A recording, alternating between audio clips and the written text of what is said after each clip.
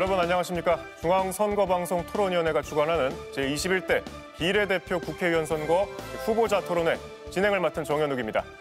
오늘 토론회는 4월 15일 실시되는 제21대 국회의원 선거를 앞두고 각 정당의 정책과 공약을 상호 비교하는 데 도움을 드리기 위해 마련한 자리입니다. 오늘은 그 마지막 시간으로 정치 외교 분야를 중심으로 2시간 동안 생방송으로 토론 진행됩니다. 먼저 오늘 각 당을 대표해서 참석해 주신 후보들 앉아 계신 순으로 소개해드리겠습니다. 정의당 강상구 후보자입니다. 안녕하세요. 정의당의 강상구입니다. 미래한국당 조태용 후보자입니다. 안녕하십니까. 미래한국당 조태용입니다.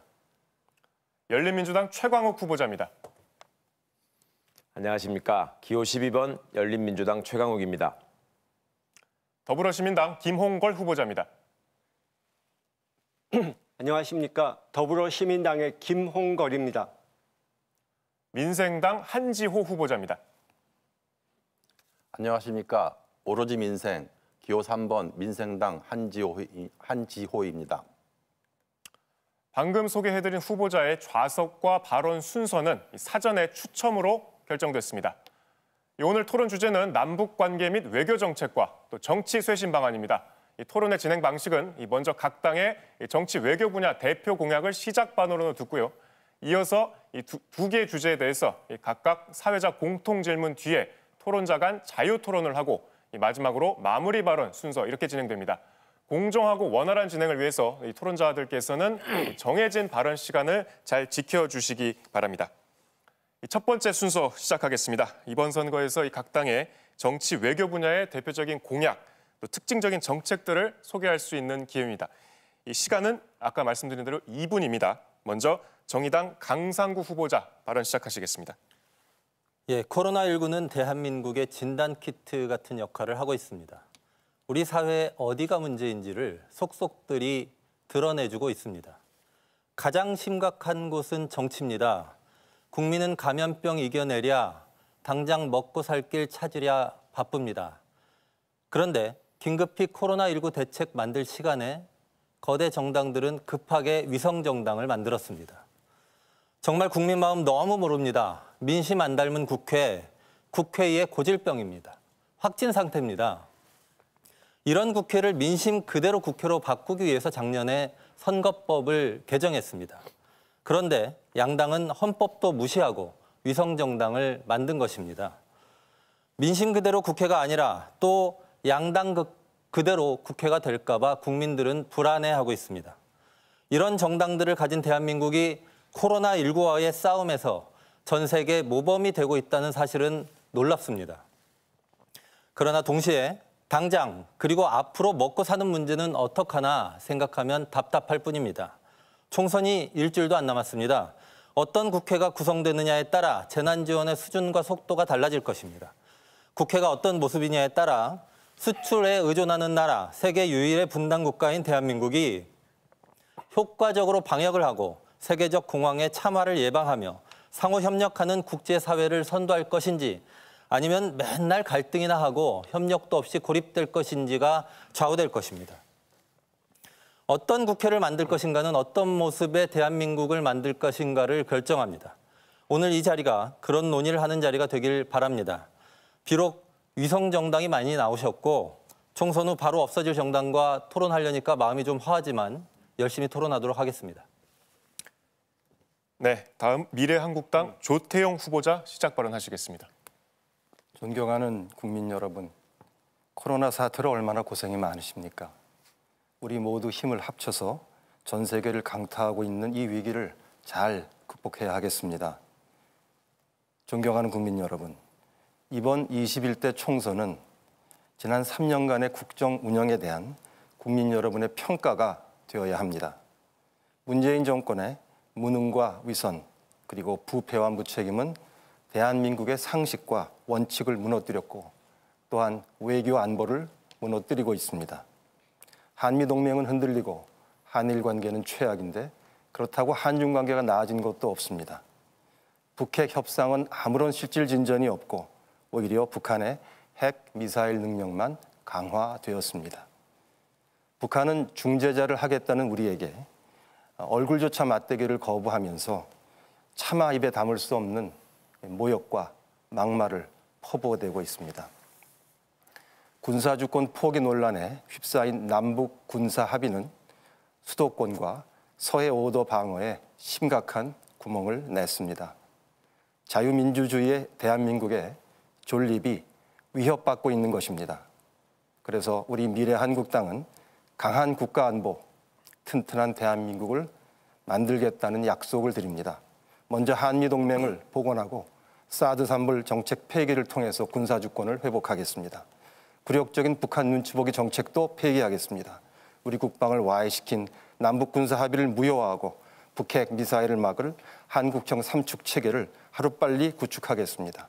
문 정권이 시행을 피하고 있는 북한 인권법도 되살리겠습니다. 그리고 국가 사이버 안보 기본법을 만들어서 튼튼한 사이버 안보 체계도 확립해 나가도록 하겠습니다. 감사합니다. 네, 다음 열린민주당 최강욱 후보자 시작 발언하시겠습니다. 국민 여러분 뵙게 돼서 너무 영광이고 반갑습니다.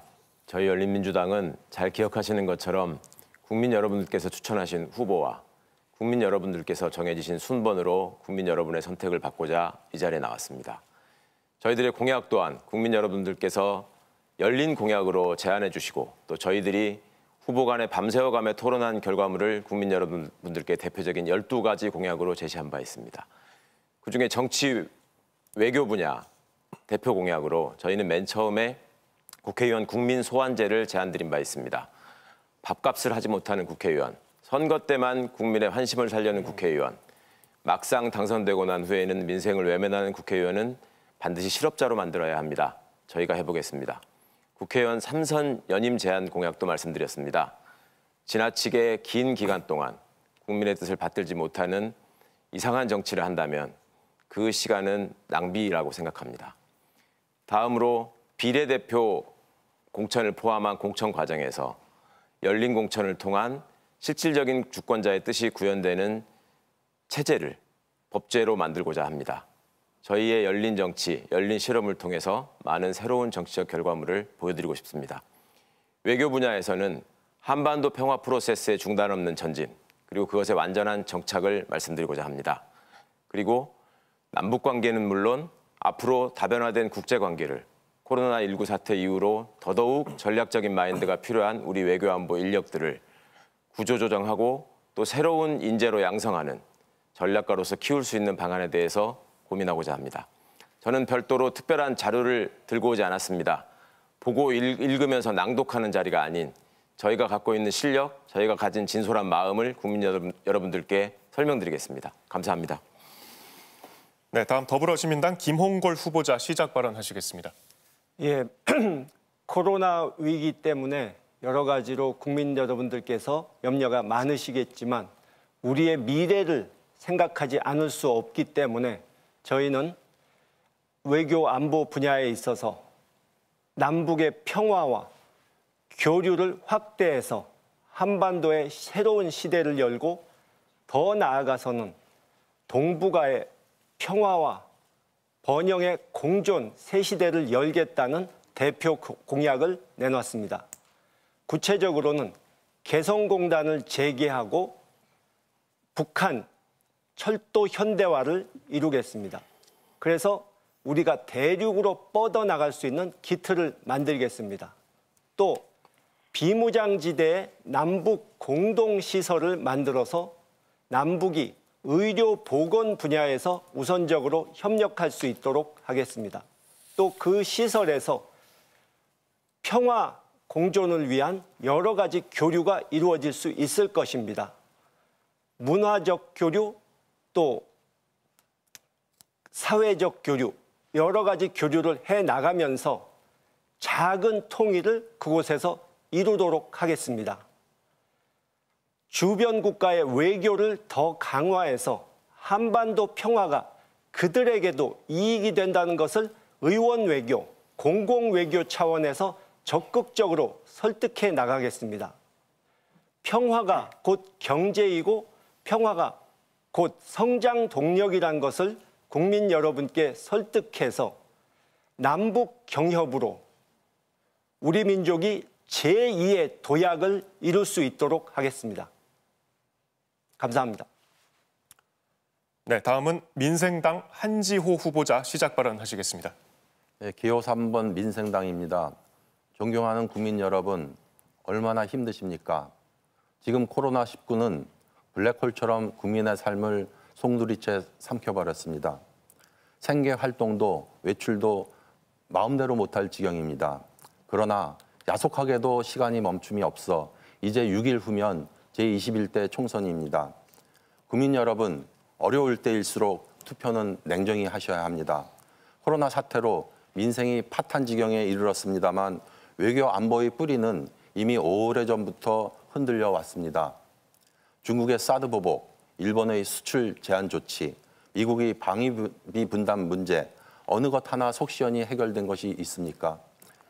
정부가 유일하게 공을 들이고 있는 북한과의 관계도 나아진 것이 하나도 없습니다. 존경하는 국민 여러분, 지난 3월 문화일보 서울대학교 폴랩연구소에서 각 정당의 정책과 우리 국민들의 정책 지향점이 얼마나 유사한지 분석하는 조사가 있었습니다. 저희 기호 3번 민생당은 전 분야에 걸쳐 우리 국민들의 가치관과 가장 일치하는 정당인 것으로 나타났습니다. 국민 여러분의 뜻이 곧 저희 민생당의 지향점입니다.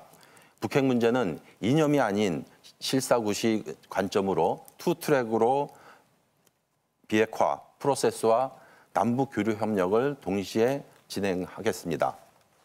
이제 양대 정당은 연동형 비례대표제를 누더기로 만들다 못해 꼼수와 편법을 통해서 비례대표 전용 위성정당을 만들면서 국민을 기만하고 우리의 정치 구조를 다시 양당의 극한적인 대립 구도로 만들고 있습니다. 국민 여러분, 양극단으로 나뉘어 정쟁만 하는 국회를 원하십니까? 예, 한지호 의원님 시간 다 됐습니다. 예, 지금 5분 후보자분들 시작 발언 차례로 들어봤고요. 이제 첫 번째 주제에 관해서 토론을 해보겠습니다.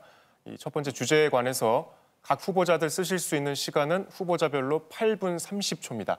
제가 공통 질문을 드리면 후보자별로 짧게 대답을 차례로 하실 테고요. 그 뒤에 자유토론 이어가겠습니다. 발언 순서는 제가 말씀을 드린 지명된 후보들께서 하시되 자유토론 때는 저한테 발언 신청을 먼저 해주셔야만 발언을 하실 수 있다는 말씀 먼저 드리겠습니다. 거듭 말씀드리지만 앞에 화면 보시고 시간 잘 분배해서 후보자별로 8분 30초입니다. 분배해서 잘 쓰시기 바랍니다. 자, 첫 번째 주제 남북관계 및 외교 정책입니다. 사회자 공통 질문 먼저 드리겠습니다. 코로나19가 전 세계로 확산되고 점점 심각해지면서 각국이 입국 제한 등 출입국 관련 조치를 강화함으로써 외교적 협력의 필요성과 이 중요성도 더 커져가고 있습니다. 또 교착 상태에 빠진 남북 관계 개선과 북핵 문제 등 풀어야 할 과제도 산적해 있습니다. 이 코로나 사태로 대두된 외교적 현안 해결과 남북 관계 개선을 위한 각 당의 입장은 무엇인지, 또 중장기적인 관점에서 이 주변국들과의 외교 정책은 어떤 방향으로 풀어야 할지에 대해서 말씀해 주시기 바랍니다. 자, 먼저 미래한국당 조태용 후보자 답변해 주시기 바랍니다. 네, 우선 코로나 사태와 관련해서 짧게 3가지만 말씀을 드리겠습니다. 첫째, 코로나 사태와 같은 복합 위기에 대처하기 위해서는 국가의 컨트롤 타워가 가장 중요합니다. 총리를 앞장 세우지 말고 대통령이 직접 나서서 매일매일 대책을 주도해야 실제 효과가 날 수가 있습니다. 둘째로는 범정부의 안보 훈련으로 우리 정부는 을지 연습을 매년 실시를 합니다. 그런데 이번에 감염병 사태가 얼마나 심각한지 저희가 알 수 있었기 때문에 감염병 등의 복합 위기에 대응한 범정부적인 재난훈련을 시급히 착수할 필요가 있다, 제도화할 필요가 있다고 생각을 합니다. 끝으로 지난번 G20 정상회의, 화상회의는 참 잘하셨습니다. 그런데 지나고 보니 실제 결과가 없습니다. 회담 전에는 꼭 필요한 우리 기업인들에 대한 입국 규제를 완화하는 문제를 해결하시겠다고 했는데 아직까지 단 한 나라도 해결됐다는 이야기가 없습니다. 문재인 정부가 능력은 없는데 쇼통만 한다는 말이 그냥 하는 말이 아닌 것 같습니다. 더불어시민당 김홍걸 토론자께 후보자께 묻겠습니다. 9.19 남북 군사 합의로 수도권과 서해오도 방어에 큰 구멍이 뚫렸습니다. 북핵 위협 못지않는 우리에 대한 위협이 북한의 장사정포 위협입니다. 우리 군은 수도권을 겨냥하는 우리 장사정포 위협에 대처하기 위해서 무인 정찰기와 연동된 타격 체제를 갖춰 나가고 있었습니다. 그런데 비행금지구역 설정으로 말미암아 무인 정찰기가 고철이 되어버렸습니다. 그리고 연평도와 백령도에 배치된 우리 대포와 전차는 거기서 한 발도 사격 훈련을 할 수가 없기 때문에 탱크의 경우에는 포항까지 배로 실어다 사격 훈련을 하고 도로 가지고 가는 이런 웃을 수 없는 심각한 일이 벌어지고 있습니다. 만약에 우리 방어를 책임지는 군이 결정에 참여를 했다면 어떻게 이렇게 말도 안 되는 합의가 이루어질 수 있겠습니까? 게다가 김정은은 NLL에서 18km밖에 떨어지지 않은 창린도에 와서 군사합의에서 명문 금지되어 있는 해안포 사격을 지휘했고 그 사실을 대대적으로 북한 언론에 보도를 했습니다. 남북 군사합의는 적에게 우리 안보를 스스로 헌납한 패착입니다. 우리 군과 국민들의 생명을 북한의 선의에 맡겨버린 잘못입니다. 군사주권 포기 논란에 빠져있는 남북 군사합의에 대해서 김홍걸 후보자께서는 어떻게 생각하십니까? 이런 잘못된 합의 당연히 없어야 되는 거 아닙니까? 예, 김홍걸 후보자께 일단 질문을 주셨는데요. 일단 먼저 공통 질문에 대한 후보자분들 말씀을 듣고 김홍걸 후보자께서는 본인 시간에 하셔도 되고요. 자유롭게 판단하시되 지금 앞에 나와 있는 8분 30초는 각자 후보가 지켜주셔야 됩니다. 자, 순서에 따라서 일단 열린민주당 최강욱 후보 말씀부터 듣겠습니다. 예, 미래한국당 조태용 후보님 말씀 잘 들었습니다. 국민 여러분께서 잘 들으신 것처럼 미래를 앞세우는 정당의 후보자시지만 끊임없이 과거로 돌아가고자 하는 말씀을 하셨습니다. 지금 대한민국 외교 안보에 관한 대안을 제시하고자 하는 야당의 모습이 아니라 과거 그대로 머물러 있던 냉전적 사고, 또 수구적 대결 구조, 여기에서 벗어나지 못하는 정책과 공약을 입안하신 걸로 압니다. 외교 문제에서도 마찬가지입니다.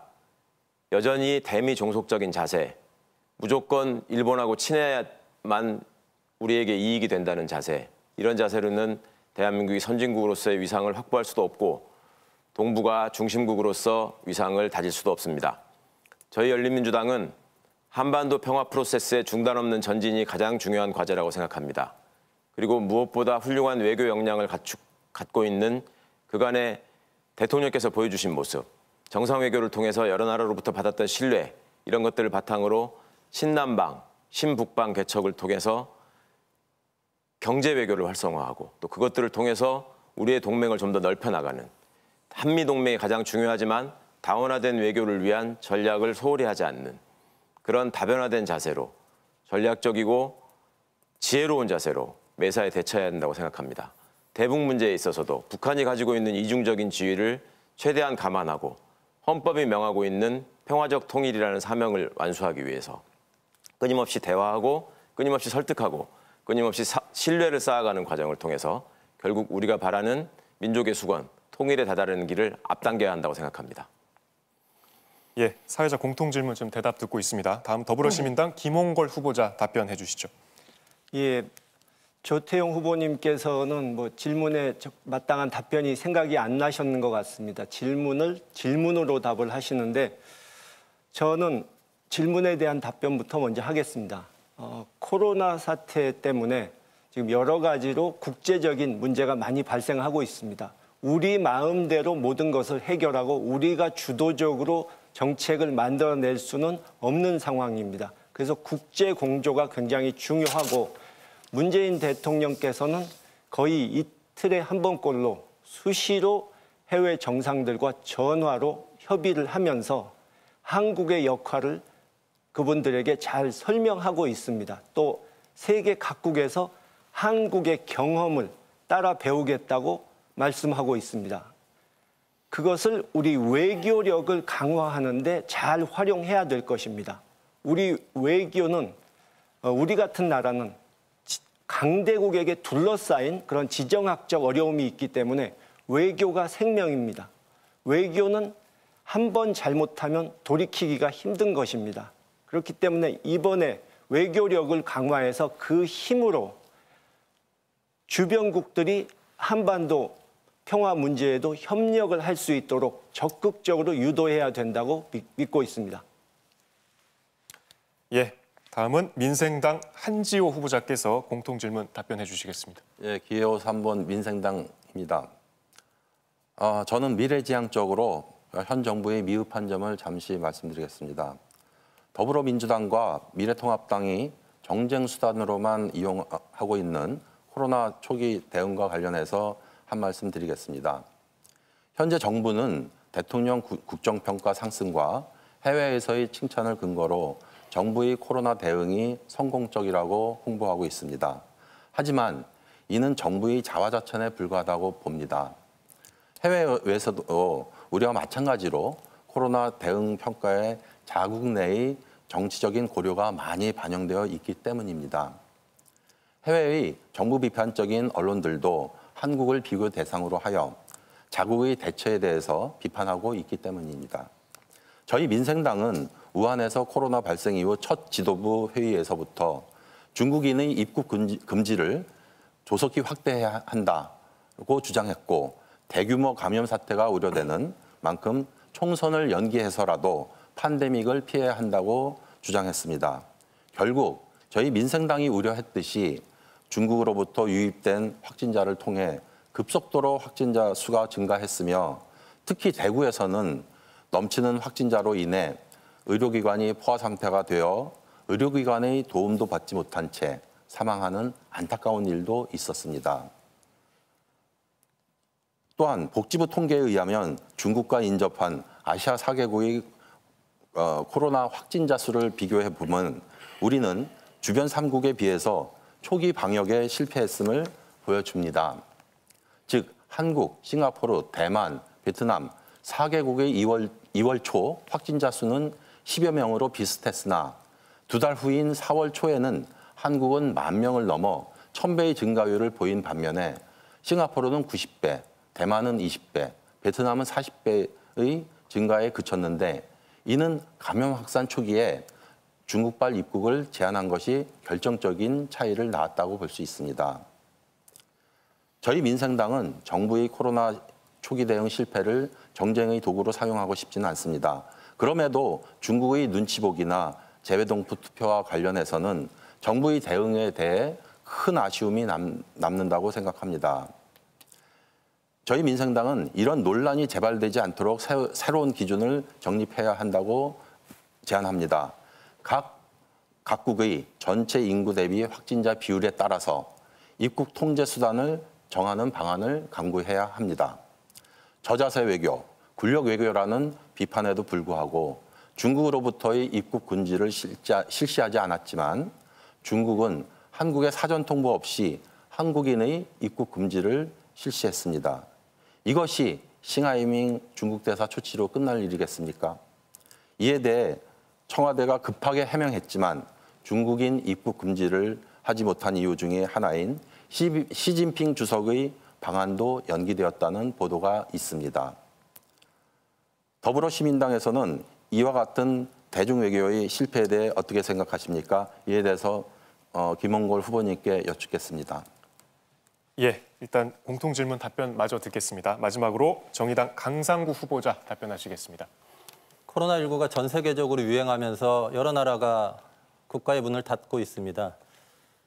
그러나 방금 전에도 중국 봉쇄 말씀하셨는데요. 그런 조치가 과연 감염병을 예방하는 데 충분한지 혹은 반드시 필요한지 의문입니다. 중국 봉쇄했던 미국이 지금은 확진자 전 세계에서 1, 2등 다투고 있습니다. 바이러스는 인종과 국적을 가리지 않습니다. 그러나 방금 보셨던 것처럼, 그리고 미래한국당이 코로나 사태 초기부터 계속 얘기했던 걸 다 아시는 것처럼 우리나라의 어떤 당은 인종과 국적을 가립니다. 바로 이런 시각 때문에 유럽과 미국 등에서 대한민국 국민도 차별받고 있습니다. 진짜 나쁜 바이러스입니다. 정말 없애야 될 것, 평화와 공생의 국제 질서를 위해서 치료해야 될 건 이런 것들입니다. 미중 갈등이 점점 심각해지고 있습니다. 이 문제 어떻게 할까요? 어느 쪽 고래편에 서야 등이 덜 터질 건가를 고민하는 시대는 이제 지나야 합니다. 보수 야당처럼 반중국 친미 정책을 펴는 것은 세계 질서의 변화에 부합하지 않습니다. 더불어민주당은 현재의 미중 전략적 경쟁 심화 문제에 답이 없습니다. 무책임한 건지 관심이 아예 없는 건지 답답합니다.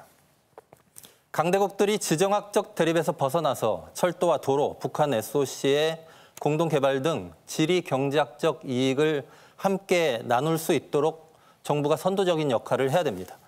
바이러스 등 다양한 안보 위협에 공동 대처하도록 노력해야 됩니다. 토론 과정에서 자세히 말씀드리도록 하겠습니다. 예, 5분 답변 차례로 들었습니다. 지금 8분 30초 말씀드렸는데 각자 후보별로 시간이 좀 다릅니다. 이 안에서 자유롭게 쓰시되 발언은 반드시 사회자에게 신청을 하고 말씀을 해주시고요. 정책 중심 토론입니다. 상호 비방과 인신공격이 좀 과해질 경우에는 사회자가 개입을 하겠습니다. 그런 일이 없길 바라겠습니다. 일단 순서대로 미래한국당 조태용 후보자 차례이신데 본인이 발언을 하셔도 되고요. 아니면 아까 질문을 하셨던 김홍걸 후보자 답변을 들어도 됩니다. 어떻게 하시겠습니까? 답변을 먼저 듣고 싶습니다. 김홍걸 후보자 말씀하시겠습니까? 지금 조태용 후보께서 말씀하신 것만 들어봐도 이 미래한국당 측은 정부의 한반도 평화 노력에 전혀 협조할 생각이 없고 초당적으로 한반도 평화 문제를 풀어갈 생각이 없다는 것이 드러나고 있습니다. 발목 잡기에만 지금 계속 치중하고 있습니다.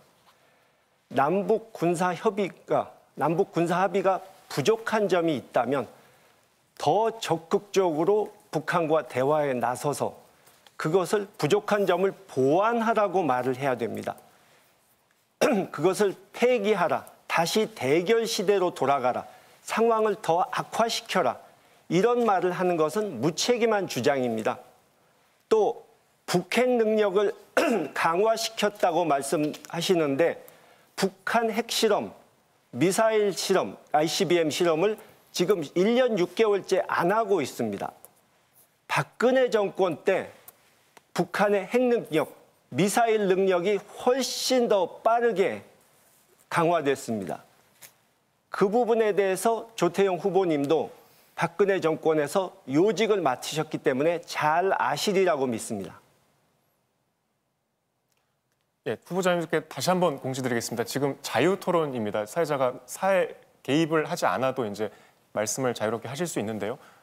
다른 후보자 말씀 중에 저한테 이제 발언 신청을 해주셔야 됩니다. 지금 김홍걸 후보자 말씀 중에 아무도 신청을 안 하셨는데 일단 순서는 정해져 있지 않다는 말씀 먼저 드리고요.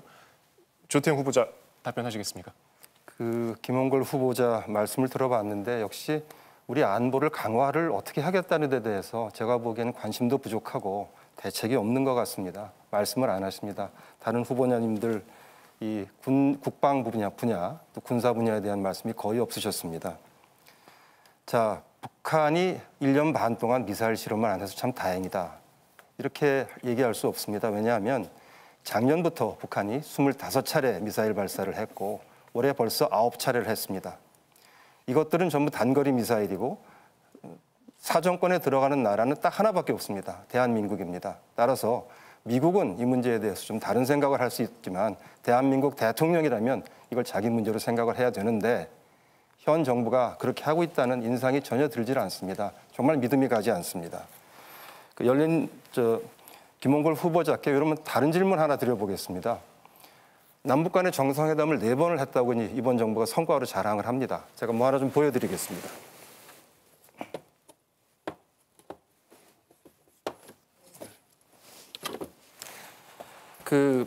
남북 정상회담을 해서 여러 가지 합의를 했습니다.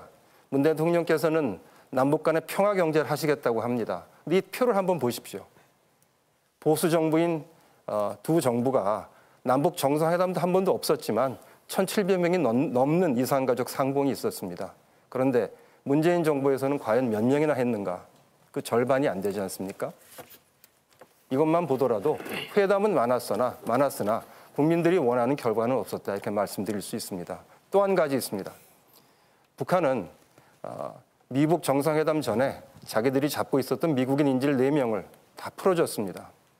우리나라 국민이 6명이 억류돼 있습니다. 단 1명도 돌아오지 못했습니다. 사람이 먼저라고 하는 문재인 정부, 또 입만 열면 우리 민족끼리라고 하는 북한이 4번 정상회담을 했는데 어쩌면 우리 국민들의 마음을 달래는 그런 결과를 내지 못합니까? 거기에 대해서 김홍걸 후보자의 의견을 듣고 싶습니다. 강 후보자님 잠시만요. 혹시 김홍걸 후보자님 발언하시겠습니까? 지금 질문을 주셔서 간단히 답변하겠습니다. 예. 박근혜 정권에서 또 이명박 정권에서 이루어낸 것이 전혀 없다 보니까 겨우 이제 내놓으신 것이 이산가족 상봉 숫자를 내놓으셨는데 이산가족 상봉 하나만 가지고 남북관계를 잘 풀어갔다. 이렇게 생각할 사람은 아무도 없을 것입니다. 전두환 정권 때도 이산가족 상봉은 한 번 있었습니다. 최초로 있었죠. 근데 그것을 가지고 전두환 정권이 남북관계를 잘 풀어갔다. 이렇게 말할 사람은 없을 것입니다. 물론 남북관계에 있어서 우리 국민들이 불만인 점도 있고 또 아쉬운 점도 있을 것입니다. 그것에 대해서 무조건 잘못했다, 다 집어치워라 이런 식의 얘기를 할 것이 아니고 더 적극적으로 나서서 더 적극적으로 북한을 설득해서 남북 간의 화해를 이루고 우리 국민들이 만족할 결과를 가지고 나오라고 그렇게 얘기해야 되는 것이 야당의 책무라고 생각합니다. 예, 다음 정의당 강상구 후보자 발언해 주시죠. 예, 우리 그 미래한국당 조태용 후보자님께서 아까 대한민국의 군사력에 지장이 있는 것처럼 말씀하셨어요. 군사훈련도 제대로 못하고 있고 그게 문제다 이렇게 얘기하셨는데요. 그 자꾸 긴장 높이는 그 말씀을 하시는 겁니다. 국민의 이익은 평화입니다. 평화로워야 먹고 살 수 있고요. 평화로워야 편안한 마음에서 삶을 영위할 수 있습니다. 안 그래도 코로나19 때문에 삶의 긴장이 높은데 한반도에서도 긴장 높이자는 말씀하시는 거거든요. 정말 옛날에 그 많이 봤던 태도다 이렇게 말씀드리고 진짜 문제는 이런 겁니다. 그 한국 정부가 실제로는 역대 어느 정권보다 국방비를 늘려왔습니다. 올해 처음 국방비 50조를 돌파했습니다. 남북대화 왜 안 되고 있습니까? 작년에 F-35A 처음 도입했습니다. 올해 국방부에 문재인 대통령에 대한 업무 보고에서도 각종 첨단 무기 새로 도입하겠다는 얘기 하셨습니다. 그러니까 조태용 후보자님 그 민주당 걱정 안 하셔도 됩니다. 비판 안 하셔도 됩니다. 오히려 고마워하셔야 돼요. 국방비를 계속 늘리고 있거든요. 저는 오히려 민주당의 이런 태도 때문에 남북대화가 어려움에 처했다 이렇게 봅니다. 한국 정부 자세부터 바꿔야 되고요. 김홍걸 후보자께서 아까 남북교류협력에 관한 각종 아이디어를 말씀하셨는데 남북대화 문이 닫혀 있습니다. 북미대화 문이 닫혀 있습니다. 그런데 그 문을 어떻게 열 건지에 대해서는 얘기 안 하시고 문을 열고 나면 어떻게 서로 교류할 것인가만 말씀하셨어요. 그래서 더불어민주당, 더불어시민당 무책임하다는 말씀 드리는 것이고 그런 점에서 정의당이 보기에는요. 남북 군사 분야 이행 합의서 재작년 9월에 평양에서 도장 찍은 겁니다. 이거부터 이행하기 시작하는 노력을 해야 된다 이렇게 보는데 더불어시민당 어떻게 생각하십니까? 예, 미래한국당과 더불어시민당의 일종의 반박을 하셨는데요. 일단 한지호 민생당 후보자님 말씀 먼저 듣겠습니다. 네, 향후 북핵 문제를 어떻게 해결할 것인지는 우리 국민의 생존과 결부된 현안이고 모든 정당과 국민이 지혜가 필요한 시점입니다. 참고로 제가 미래한국당의 안보 공약을 살펴보니까 일부 공감되는 내용도 있었으나 9.19 남북 군사 합의서 등 문재인 정부의 안보 포기 정책 폐기를 내세우고 있는데 이 점에 대해서는 저희 민생당은 동의하지 못합니다. 한반도 평화 프로세스와 비핵화의 계기가 되었던 9.19 남북 군사 합의서를 전면 폐기하기보다는 관련 협약에 대해서 남북, 북미 간 진정성 있는 대화를 재개하고 비핵화의 불을 다시 지필 수 있도록 제도적으로 보완하고 한편으로 북한을 설득해 대화로 유도하는 과정이 필요하다고 생각합니다.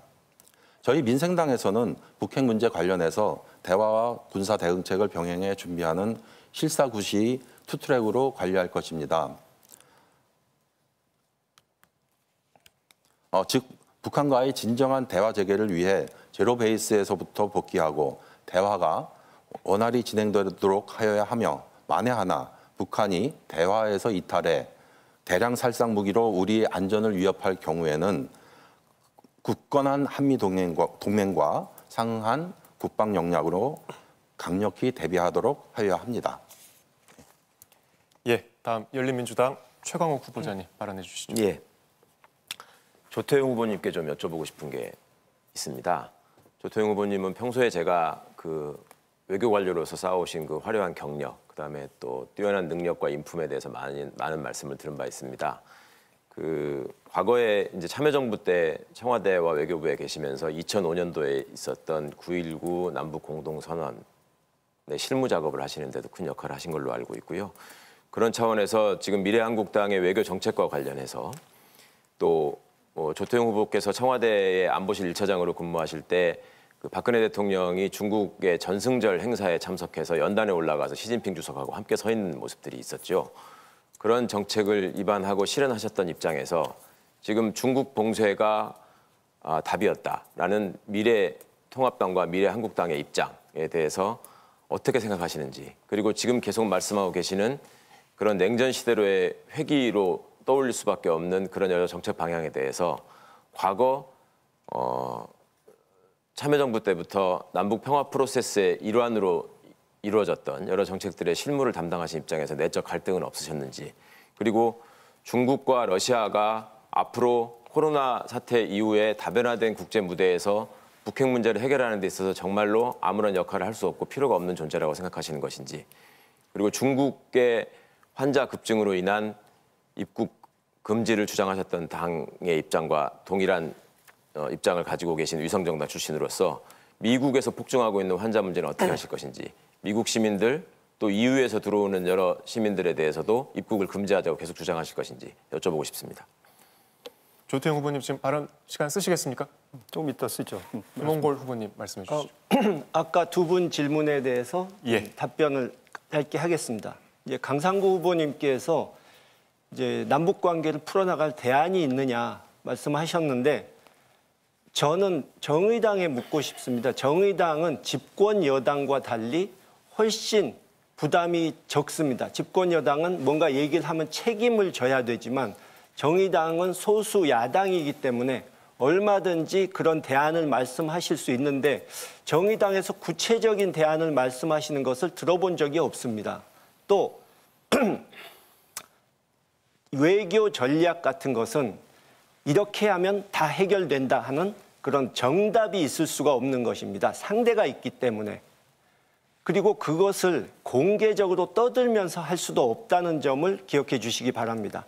그리고 조태용 후보님께서는 계속 군사력 강화만 말씀하시는데, 우리가 군사력 강화만이 평화를 이루는 해결책이라면 계속 서로 군사력을 강화하다 보면 그것이 대결로 이루어지고 전쟁으로 이어지지 평화로 갈 수는 없는 것입니다. 그 점을 우리가 기억해야 할 것입니다. 그리고 한 가지 더, 사이버 안보를 말씀하셨는데, 보수 정권의 그 안보 최우선주의가 얼마나 위선적인가를 알려주는 사례가 있습니다. 2015년에 국방부에서 전시 작전 계획이 해킹당한 적이 있습니다. 북한으로 갔을 수도 있습니다. 그런데 1년이 넘도록 그것을 손대지 않고 그냥 방치해 뒀습니다. 왜 그랬겠습니까? 그 사람들 마음속에는 설마 전쟁이 나겠는가, 또 전쟁 나더라도 미국이 알아서 해결해 주겠지 하는 그런 안이한 생각이 있었던 것입니다. 네, 정의당 미래한국당 후보자님들께 질문을 주셨는데요. 먼저 강상구 후보 먼저 말씀해 주시죠. 예, 김은걸 후보께서 남북 관계에 대한 정의당의 대안을 들어본 적이 없다고 말씀하셨는데요. 그 말씀하시기 전에 제 발언에서 남북 군사 분야 합의를 전면적으로 이행해야 된다는 말씀을 드렸었거든요. 그러니까 방금 전에 들으신 겁니다, 정의당의 대안을.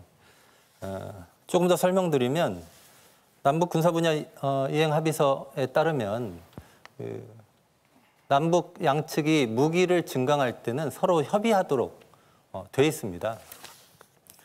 북측에서 미사일 쏠 때 우리하고 협의했습니까? 아니면 우리가 F-35A 도입할 때 북에 설명했습니까? 있는 합의를 이행하자는 거예요. 그리고 그게 지금 꽉 막혀 있는 북미 대화, 그리고 남북 간의 관계를 풀 수 있는 중요한 장치가 될 수 있다는 말씀 드리는 겁니다. 그 집권 여당이 집권을 했으면 책임을 지셔야 되고 4.27 판문점 선언부터 해가지고 재작년까지 잘 해오셨잖아요. 잘 해오셨는데 이제 와서 정의당한테 대안을 내놓으라고 하는 것은 제가 좀 의아합니다. 저희들이 집권했으면 그렇게 안 했을 거다 말씀드리고요. 미래한국당 그 조태영 후보님께서 바로 뒤에 말씀을 하실 것 같아서 제가 제 질문까지 같이 좀 답변하셨으면 좋겠는데요. 한 2달 동안 미래한국당이 얘기한 것은 중국 입국 금지였습니다. 제가 좀 잘 이해가 안 됐습니다. 왜냐하면 그 미래한국당 기업 좋아하시잖아요. 수출도 좋아하시잖아요. 근데 문을 닫자고 얘기하신 거예요. 그런 상황이면 지금은 미국이나 유럽한테도 다 문을 닫아야 됩니다. 정부가 그렇게 하려고 해도 그러다가 기업 망하면 책임질 거냐라고 미래통합당이 얘기를 하셔야 되는 판국에 오히려 반대로 자꾸 문을 닫자고만 말씀하셨거든요. 우리같이 대외 의존도 높은 나라에서는 무조건 국경 닫으면 밥줄도 닫힙니다. 결국 먹고 사는 시스템 붕괴는 최소화하면서 감염병을 강력히 통제하는 최선의 정책 조합은 무엇인가를 고민해야 될 때 자꾸 국민 선동하셨거든요. 어떻게 생각하시는지 말씀 좀 해주십시오. 예, 이어서 조태영 후보 바로 발언해 주시죠. 제 개인적인 외교관 경력을 말씀해 주셔서 감사합니다. 지금 북핵 협상이 지금 협상과 과거의 협상이 다른 거를 도표로 말씀을 드리겠습니다. 지금 최강욱 후보자 말씀하셨던 제가 참여했던 육자회담의 9.19 공동성명에서는 북한이 핵무기를 포기한다고 분명히 약속을 했습니다. 보시는 바와 같습니다. 그런데 지금 북한은 사회주의 헌법을 고쳐서 북한이 핵 보유국이라고 하고 있습니다. 하는 말은 한반도 비핵화를 위해서 노력하겠다고 합니다. 한반도 비핵화에 대해서 북한의 입장은 여러 차례 천명된 바가 있습니다.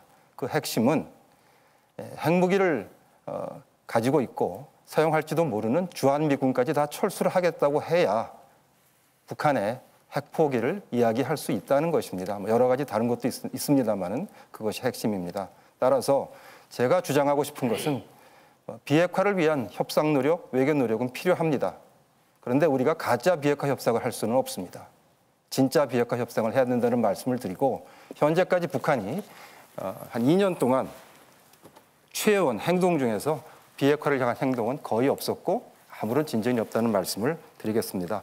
제가 시간이 제한돼서 다른 질문에 대해서는 종합적으로 말씀드리겠습니다. 예, 바로 최강욱 후보님 발언해 주시죠. 설명해 주셔서 감사합니다. 바로 그 부분을 말씀드리는 겁니다. 남북 관계는 끊임없이 변화하고 끊임없이 발전하고 또 때로는 후퇴하지만 다시 협력하는 길로 갔다가 다시 갈등하는 길로 여러 변수들이 내재하고 있고 또 그런 것들을 해결하기 위해서 역대 정권들이 다 노력을 해왔습니다. 심지어 이명박 정부조차도 테이블 밑으로 돈을 건네가면서까지 정상회담에 매달렸던 이유도 거기에 있습니다. 남북 간의 문제는 민족의 협력, 대화, 신뢰 이걸 바탕으로 또 냉엄한 국제 현실 속에서 강대국의 이해관계들을 잘 조정해가면서 우리가 중심이 돼서 풀어가야 되는 중요한 과제입니다. 그래서 조태영 후보자님께서 외교관료로서 그 역량을 발휘하실 때 그 육자회담의 성사를 위해서 그토록 노력하셨던 것이고 그 결과물로 소중한 합의까지 이끌어내셨던 것입니다.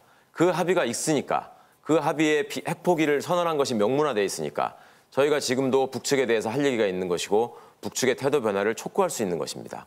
그런 노력들이 모아지고 그런 것들이 다져지고 또 그런 결과물들이 하나하나씩 쌓일 때 우리는 통일로 가는 길을 더 앞당길 수 있고 그 길을 향해서 더더욱 굳건한 신뢰를 쌓아갈 수 있는 것이라고 생각합니다. 순간순간 벌어지고 있는 쟁점 하나하나에서 또 순간순간 벌어지고 있는 강경 발언 하나하나에서 어떻게든 흠집을 찾아내고 어떻게든 틈을 벌리려는 태도로 어떻게 통일을 이루겠다는 것인지 그리고 안보 상황을 말씀하셨는데 국방력을 강화하는 것만으로 무기를 구매하는 것만으로 훈련을 많이 하는 것만으로 이 나라의 통일이 있을 수 있다고 생각하시는 것인지 과거처럼 북진 통일, 무력에 의한 흡수 통일만을 생각하고 계신 것은 아닌지 그리고 그 과정에서 한미동맹이라는 이름을 앞세워서 미국에 종속하는 것이 대한민국 외교의 가장 핵심이자 올바른 길이라고만 생각하고 계신 것은 아닌지 심히 걱정되는 지점이 많습니다. 말씀드린 것처럼 지금 다변화된 국제관계에서 또 한반도의 지정학적 위치에서 대륙 세력과 해양 세력이 함께 맞물리는 지점에 있는 한반도의 위치에서 우리의 역량과 노력은 무엇보다도 필요합니다. 그리고 외교관들의 역량이 무엇보다도 필요합니다. 그래서 외교 안보 인력의 구조 조정을 말씀드렸던 것입니다. 전략을 생각하지 않고 그때그때 벌어지고 있는 직자적인 대응에만 생각하다 보니 때에 따라서 말을 바꾸는 외교 관료들을 저희가 많이 목격하고 있습니다. 이런 일이 더 이상 있어서는 안 됩니다. 정상 외교를 뒷받침하고 그 성과물을 확실하게 다질 수 있는 그런 좋은 외교 인력들을 양성할 수 있도록 저희 당은 조금 더 고민하겠다는 말씀을 드립니다. 예, 바로 강상구 후보 말씀하시죠. 예, 조태영 후보께서 아까 제 질문에 답변을 안 하셔가지고 추가 질문 좀 드리겠습니다. 꼭 답변 부탁드립니다. 후보님, 그 동북아 평화 협력을 위한 공동선언이라고 아십니까? 2015년에 한중일 3국 정상이 맺은 건데요. 거기 보면 이렇게 돼 있습니다. 우리는 메르스, 에볼라 등 신종 감염병 대응을 포함한 보건 분야에서의 3국 협력의 중요성을 인식한다. 그래서 코로나19 같은 감염병이 벌어지면 정보 교류도 좀 열심히 하고 그다음에 대응을 위한 상호 협력도 하자. 이렇게 내용이 들어있거든요. 이거 누가 만들었냐면 서울에서 박근혜 대통령이 그 두 나라 정상과 함께 만든 겁니다. 근데 이번에 코로나19 사태 벌어졌을 때 입국 금지만 계속 얘기하셨단 말이죠. 저는 2015년에 박근혜 정부 때 만들었던 이 공동협력의 정신을 완전히 잊은 채로 계속 딴 얘기 하신 건데요. 미래한국당 박근혜 대통령 후계 정당이시잖아요. 그 입장이 바뀌신 건지 이것까지 포함하셔가지고 아까 제 질문에 답변 꼭 부탁드리겠습니다. 예, 다음 김홍걸 후보님 발언해 예, 주시죠. 저도 비슷한 질문입니다. 지금 중국인 입국 금지 그 부분만 계속 철진한 얘기를 반복을 하시는데 이 캐나다 총리도 문재인 대통령에게 중국인 전면 입국 금지를 하지 않으면서도 문제를 해결해 나가는 것에 대해서 아주 찬사를 보냈고요. 안산, 경기도 안산의 경우 중국 출신자, 조선족 동포들까지 포함해서 중국 출신자의 비중이 굉장히 높은 곳인데 3월 10일경까지 확진자가 한 명도 안 나왔습니다. 이태리는 전면 금지했는데도 이렇게 처참한 상황을 맞고 있습니다. 왜 중국에 대해서만 그렇게 가혹하시고 일본 같은 나라, 우리와 협의도 없이 한국인 입국을 사실상 금지시켜버렸던 일방적인 조치를 취했던 그런 나라에 대해서는 너무도 관대하신지 궁금합니다. 코로나 사태를 해결해 나가고 싶은 국민들을 이 어려움에서 구하고 싶은 생각이 있으시다면 그런 반대를 위한 반대만 하시지 말고 오히려 여야가 함께하는 코로나 대책위원회를 만들어서 거기서 야당도 초당적인 협력을 하는 것이 옳다고 생각합니다.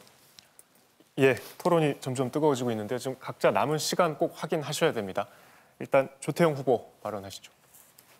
제가 시간이 아주 제한되고 저한테 질문이 많이 오기 때문에 좀 짧게 말씀드릴 수밖에 없음을 양해해 주십시오. 중국인 입국 금지 얘기는 제가 한 번도 얘기를 여기서 안 했습니다. 근데 그 문제가 제일 궁금하신가 봅니다. 여러분이 물어보시네요. 중국인 입국 금지는 당에서 미래한국당이나 미래통합당에서 얘기한 것이 아닙니다. 저희 감염병 전문 조직에서 대한의사협회에서 얘기했던 것입니다. 그분들의 그 전문가적인 판단에 대해서 지금 문제를 제기하고 계시는 건데 그건 맞지 않다고 생각합니다. 두 번째로 이런 토론 나오면 꼭 얘기를 합니다. 전쟁이냐 평화냐, 전쟁하자는 거냐, 군사력 강화하면 어떡하느냐 하는데 제가 분명히 말씀드리겠습니다. 왜 우리가 군사력을 강화하고 북한의 위협에 대해서 대처하는 능력을 키워야 되냐 하면 전쟁을 하지 않기 위한 억제력을 만들려고 하는 겁니다. 그러니까 전쟁하지 말자는 겁니다. 핵 억제력도 핵무기를 쓰지 말자는 것입니다. 분명히 말씀드리겠습니다. 이 전쟁과 평화로 보실 일이 아니고 전쟁을 막기 위해서는 우리가 튼튼한 안보를 가져야 된다고 하는 것이고 지금 김홍걸 후보자님 나와 계십니다마는 김대중 대통령께서 햇볕 정책을 하실 때도 튼튼한 안보가 첫 번째였습니다. 다시 한번 말씀드리고 싶고요.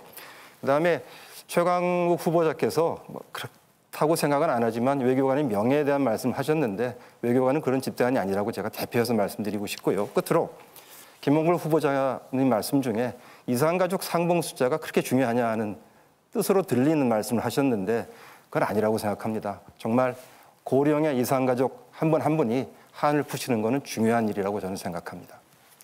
예, 한지호 후보님 지금 시간이 많이 남으셨는데. 중국과 유럽은 출입국 입국 금지를 하는 경우가 좀 다르다고 생각합니다. 초기에 중국에서 폭발적으로 코로나 확진 환자가 증가했을 때는 당연히 그 부분에 대해서는 우리나라뿐만이 아니라 전 세계가 중국을 경계해야 했습니다. 만약에 그랬다고 하면 지금 유럽에서 그 많은 그 코로나의 팬데믹 현상이 일어나지 않았을 수도 있었을 것입니다. 그리고 중국은 우리 국민들에게 예고도 없이 격리 수용을 했습니다. 이 부분에 대해서는 우리 정부가 별도로 중국에 대해서 강력한 항의라든가 우리 국민을 위하는 우리 국민을 달래는 그런 조치를 취하지 않은 걸로 알고 있습니다. 이 부분에 대해서는 우리 정부가 우리 국민을 위해서 항상 심사숙고해야 될 거라고 생각합니다. 네, 다음 최강욱 후보 발언해 주시죠. 외교 정책, 대북 정책에 있어서 가장 중요한 것은 일관성이라고 생각합니다. 평화를 지향한다면 평화를 계속 추구해야 되는 것이고 협력을 지향한다면 협력을 위한 정책을 제시해야 하고 그걸 끊임없이 추진해야 하는 것입니다. 과거 박근혜 정부 기억하실 겁니다. 중국의 전승절 행사에 참석해서 세계 유수의 국가 지도자들 중 거의 유일하게 단상에 섰습니다. 그 뒤에 중국으로부터 얻은 것은 무엇이 있었습니까? 사드 배치를 둘러싼 국론의 분열, 국가적인 혼란, 또 그것을 둘러싼 국제적인 망신, 이것만 남았을 뿐입니다. 일본에 대해서는 어떻게 했습니까? 집권 초기에는 아베 수상의 악수조차 뿌리치는 모습이 여러 차례 촬영되기도 했습니다. 그 뒤에 위안부, 그 아픔을 겪으신 위안부 분들의 의사도 전혀 묻지 않고 외교부가 앞장서서 말도 안 되는 협상, 또 그 협정을 이끌어내므로 해서 많은 분들의 마음에 상처를 줬습니다. 그리고 지금에 와서는 대한민국 대법원의 판결조차도 정면에서 부정하려는 태도를 보이고 있습니다. 이건 민주주의가 아닙니다. 미래를 지향하는 것도 아닙니다. 외교 정책의 성공을 추구하는 것도 아닙니다. 지소미아 사태가 있을 때 어떻게 했습니까? 일본 때문에 일본하고 협력해야 되는데 저렇게 되면 안 된다. 일본의 무역 보복이 두렵다. 우리 경제가 침체될 것이다. 소재, 부품, 장비 산업이 비약적인 발전을 이뤄냈습니다. 일본이 오히려 지금 사정하고 있는 형국이 됐습니다. 이 부분에 대해서 아무런 해명이나 답변이 없습니다. 이런 무책임한 야당, 이번에 반드시 심판해 주시기 바랍니다. 저희가 그 길에 앞장서겠습니다. 네, 다음 김홍걸 후보 발언해 주시죠. 예, 조태용 후보님께서는 평화냐 전쟁이냐 선택하라는 게 아니라고 자꾸 말씀을 하시는데 제 생각은 그러니까 미래통합당, 보수 야당은 한 번도 평화를 위한 노력, 민주 세력의 평화를 위한 노력에 대해서 긍정적으로 평가하고 초당적으로 협력한 적이 없습니다. 6.15 회담 직후에 당시 한나라당 이회창 총재를 청와대에 불러서 일일이 설명해 줬을 때도 축하한다, 고생했다는 말 한마디가 없었습니다. 시비부터 했습니다. 근데 20년 동안 달라진 게 하나도 없습니다. 이산가족 문제는 제가 숫자가 중요하지 않다고 한 것이 아닙니다. 이산가족 상봉 숫자만으로 평가를 해서는 안 된다는 것입니다. 북측에서 이산가족 상봉할 사람들을 데려오는 것은 그쪽 사정이기 때문에 우리가 조정할 수 있는 것이 아니란 얘기죠. 그리고 의사협회가 전문 조직이라고 하셨는데 의사협회는 현재 정치 조직화돼 있습니다. 그리고 이익단체입니다. 예, 강상구 후보 발언하시죠. 예, 저는 뭐 다른 얘기 좀 하려고 발언 요청했습니다. 예.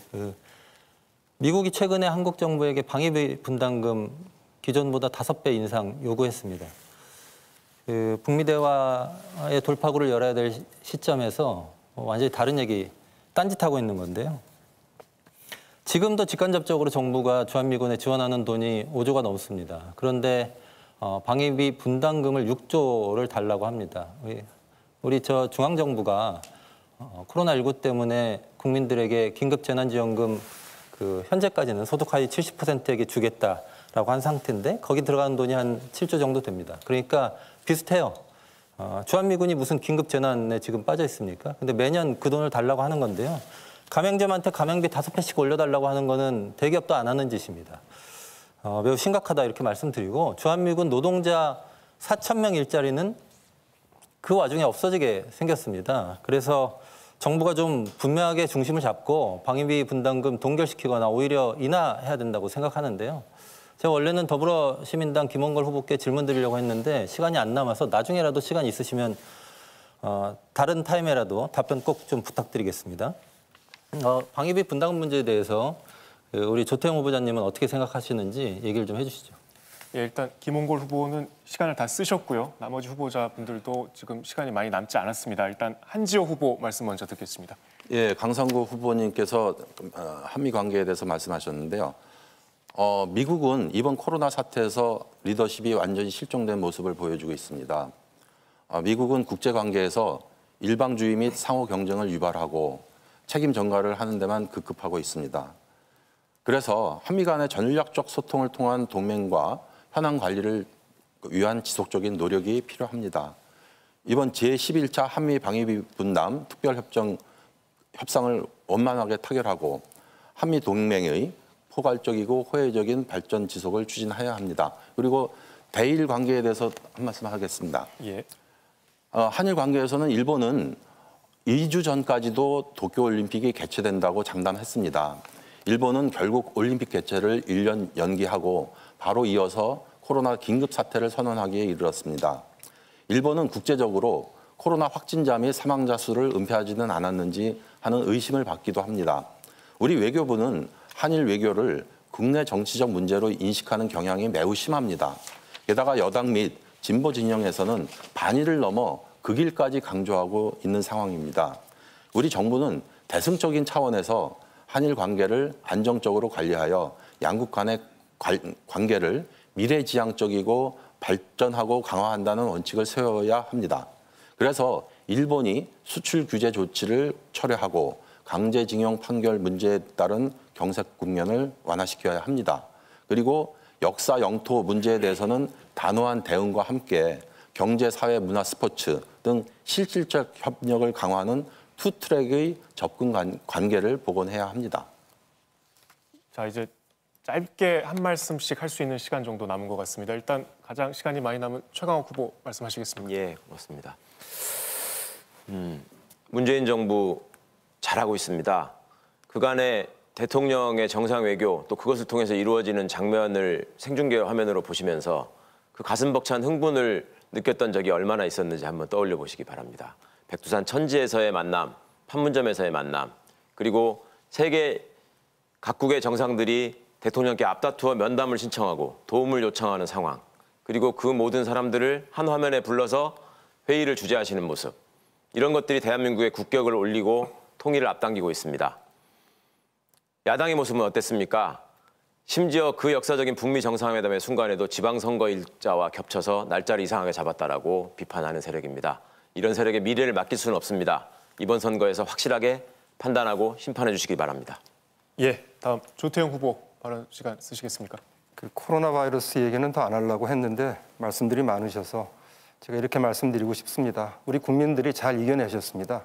그렇지만 우리 정부가 얼마큼 잘했느냐 하는 거는 보실 때 미국이나 유럽만 보시지 마시고 중국하고 굉장히 가까운 대만, 홍콩, 싱가포르, 베트남, 몽골이 얼마나 환자 수가 적고 사망자가 적은지 그걸 봐야 제대로 된 비교가 된다고 생각합니다. 예, 강상구 후보 6초 쓰실 수 있습니다.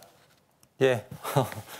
조태영 후보님께서 평소에는 미국 굉장히 좋아하시더니 코로나19 관련해서는 미국 바라보지 말라고 하셨는데요. 그러지 않으셨으면 좋겠습니다. 예, 마지막으로 한지호 후보 말씀하시죠. 예, 우리나라는 외교를 잘하면 주변 강대국 간의 관계에서 캐스팅 보트를 쥐는 유리한 입장에 설 수 있으나 외교를 못하면 세계 질서 속에서 고립되거나 샌드위치가 됩니다. 그런데 현 정부는 외교력의 부재로 기존 관계를 모두 악화시켰습니다. 현 정부의 외교를 보면 국내 정치적 고려가 외교 정책을 압도하는 것 아닌가 싶습니다. 한중, 한일, 한미 관계 모두가 실리가 아닌 진영 논리가 지배하는 것 같습니다. 외교 문제에 있어서만큼은 진영 논리가 아닌 국익이 우선되어야 합니다. 저희 민생당은 한국이 주도적으로 한중일 3국 간 감염병 및 재난 정보 공유 체제 구축 및 공동 연구를 제안해서 이번 사태를 한국의 소프트파워 강화의 기회로 활용하는 것을 제안합니다. 예, 5 후보 모두 주어진 시간 다 사용하셨습니다. 여러분께서는 지금 중앙선거방송토론위원회가 주관하는 제21대 비례대표 국회의원 선거 후보자 토론회를 시청하고 계십니다. 앞에 설명드린 대로 후보자별로 지금 자유토론 진행 중이고요. 8분 30초씩 쓰실 수 있습니다. 첫 번째 주제에 대한 토론을 마쳤고요. 자, 두 번째 토론 주제는 정치 쇄신 방안입니다. 앞서 첫 번째 주제 해보셨겠지만 시간 배분을 잘 하셔서 자유토론 임해주시면 되겠습니다. 사회자 공통질문 먼저 드리고 순서대로 말씀을 듣고 자유토론 이어가는 아까 방식 그대로 다시 하겠습니다. 자, 사회자 공통질문 드리겠습니다. 선거 때마다 정치 쇄신에 대한 자성의 목소리가 나옵니다. 20대 국회는 패스트트랙 법안 상정 과정에서 물리적 충돌로 동물국회라는 지적도 받았고 또 정치개혁 차원에서 추진된 연동형 비례대표제가 취지와 다르게 퇴색됐다는 비판도 있습니다. 21대 국회에서 의회와 정당 정치에 대한 불신을 해소하기 위한 각 정당의 정치 쇄신 방안을 어떻게 준비하고 계신지 말씀해 주시기 바랍니다. 먼저 열린민주당 최강욱 후보 답변해 주시기 바랍니다. 예. 처음에 말씀드린 것처럼 저희 열린민주당은 첫 번째 공약으로 국회의원 국민 소환제를 말씀드렸습니다. 17대 국회에서부터 계속 제기됐던 문제지만 아직도 결실을 맺지 못하고 있습니다. 모든 선출직 공무원들이 대통령조차도 탄핵되는 마당에 왜 국회의원들만 자신의 임기를 보장받고 어떤 책임도 지지 않는 위치에 있어야 합니까? 무책임한 국회의원, 일하지 않는 국회의원은 반드시 실업자로 만들어야 됩니다. 이 부분에 대해서 저희는 앞으로도 계속 정책을 추진하고 앞장서 나갈 것입니다. 회의장에서 막말을 하고 수많은 사람들의 마음에 상처를 주는 혐오 표현을 하는 사람들이 지금 선거를 앞두고도 끊이지 않고 있습니다. 이 문제 극복해야 됩니다. 이런 분들에 대한 면책특권 박탈해야 합니다. 이런 사람들이 더 이상 국회에 오지 않도록 심판해 주실 책임이 여러 유권자분들께 있습니다. 감히 말씀드립니다. 우리 국회 달라져야 됩니다. 책임지는 국회의 모습, 그다음에 국회의원이 되는 과정에서 투명하고 공정한 절차를 통해서 선택되는 모습, 그런 것들을 위해서 저희 열린민주당은 최선을 다하겠습니다. 앞장서겠습니다. 예, 다음 더불어시민당 김홍걸 후보 답변해 주시죠. 예, 지금 국민소환제를 말씀하셨는데 이번에 새로 나온 얘기가 아니고 20대 국회에서도 여러 의원들이 국민소환제 얘기를 했습니다. 그러나 이 보수 야당, 당시 자유한국당에서 반대를 했기 때문에 다루어지지가 못한 것입니다. 국민 여러분께서 이번에 힘을 모아주시면 국민소환제 이루어질 수 있습니다. 지금 보수 야당에서는 정치 쇄신에 관련된 어떠한 법안, 어떠한 제안도 하지 않고 있습니다. 정치 개혁을 원치 않는다는 인상을 주고 있습니다. 차라리 국민들이 정치 혐오를 하게 되고 정치의 염증을 느껴야만 자신들에게 유리하다는 생각을 하고 있는 것 같습니다.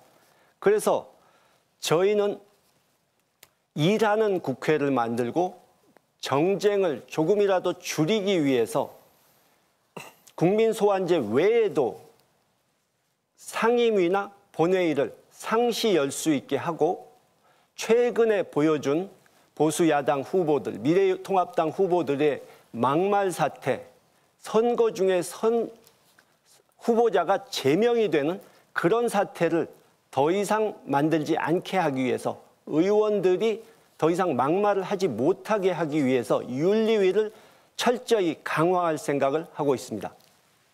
예, 다음 민생당 한지호 후보 답변해 주시죠. 예, 기호 3번 민생당입니다.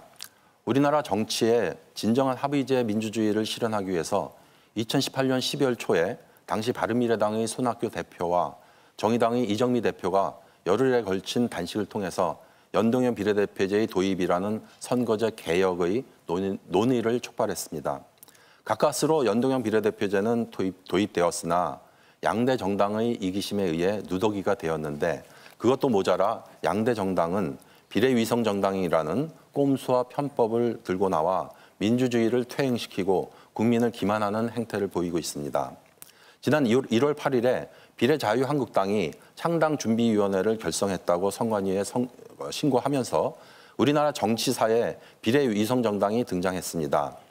이에 선관위는 비례무슨당이라는 정당 명칭이 유권자를 혼란시켜 선거 질서를 훼손시킬 수 있다며 사용을 금지했고 비례자유한국당은 마침내 미래한국당으로 다시 신고하였습니다. 이에 대해 당시 더불어민주당은 코미디 같은 정치다, 꼼수 정당이다라고 비판하면서 한선교 대표와 조은현 사무총장을 공직선거법 위반으로 검찰에 고발까지 합니다.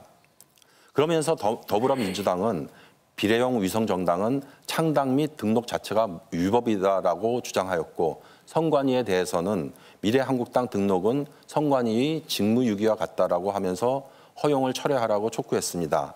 그러던 민주당이 2월 21일 이후부터 비례의석 확보형 비례민주당, 창당에 대한 공개적인 언급이 나타나기 시작하며 급기야 미래통합당과 마찬가지로 더불어시민당이라고 하는 비례위성 정당을 만들므로써 꼼수라고 비난하고 불법이라고 고발하던 행위를 스스로 행하는 자기 모순적인 행위를 하면서 국민을 기만하고 총선을 엉망으로 만들기에 이르렀습니다.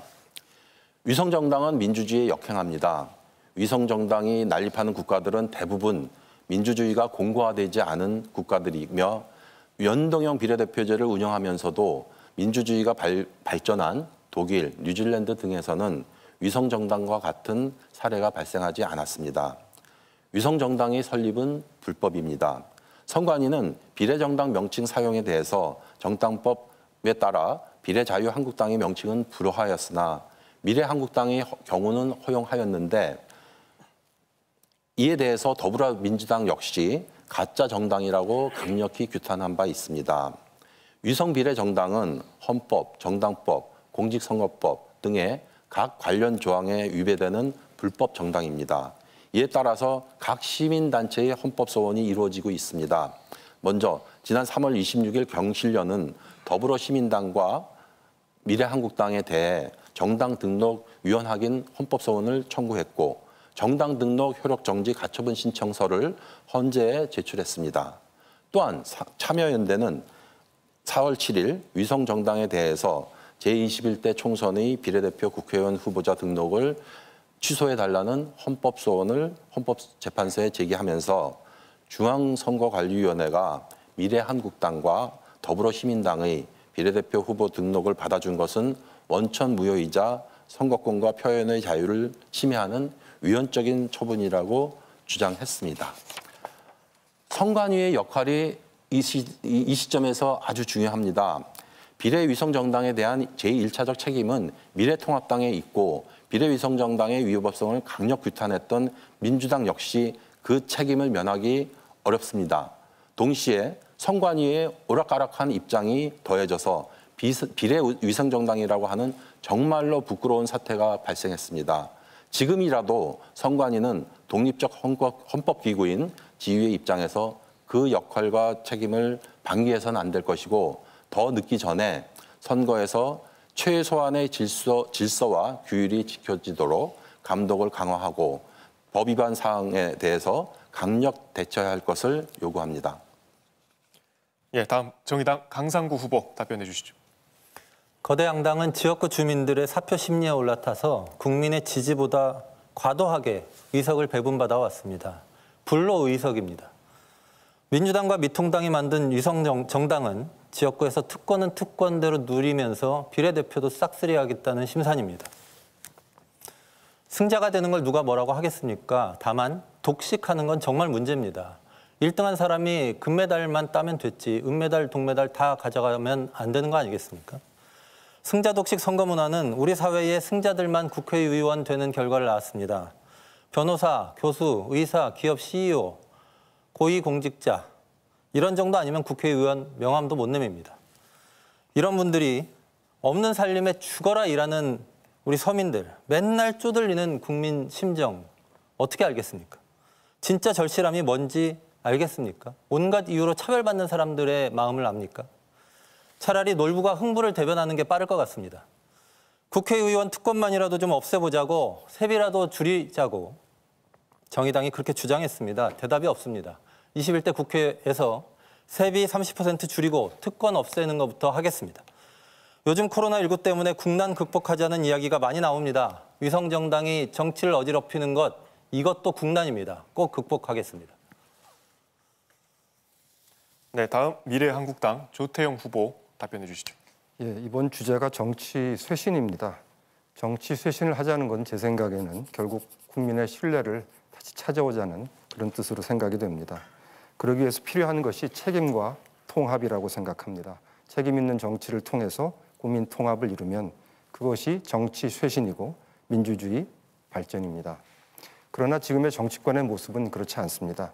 온갖 특권과 비리에도 불구하고 감싸기에 급급합니다.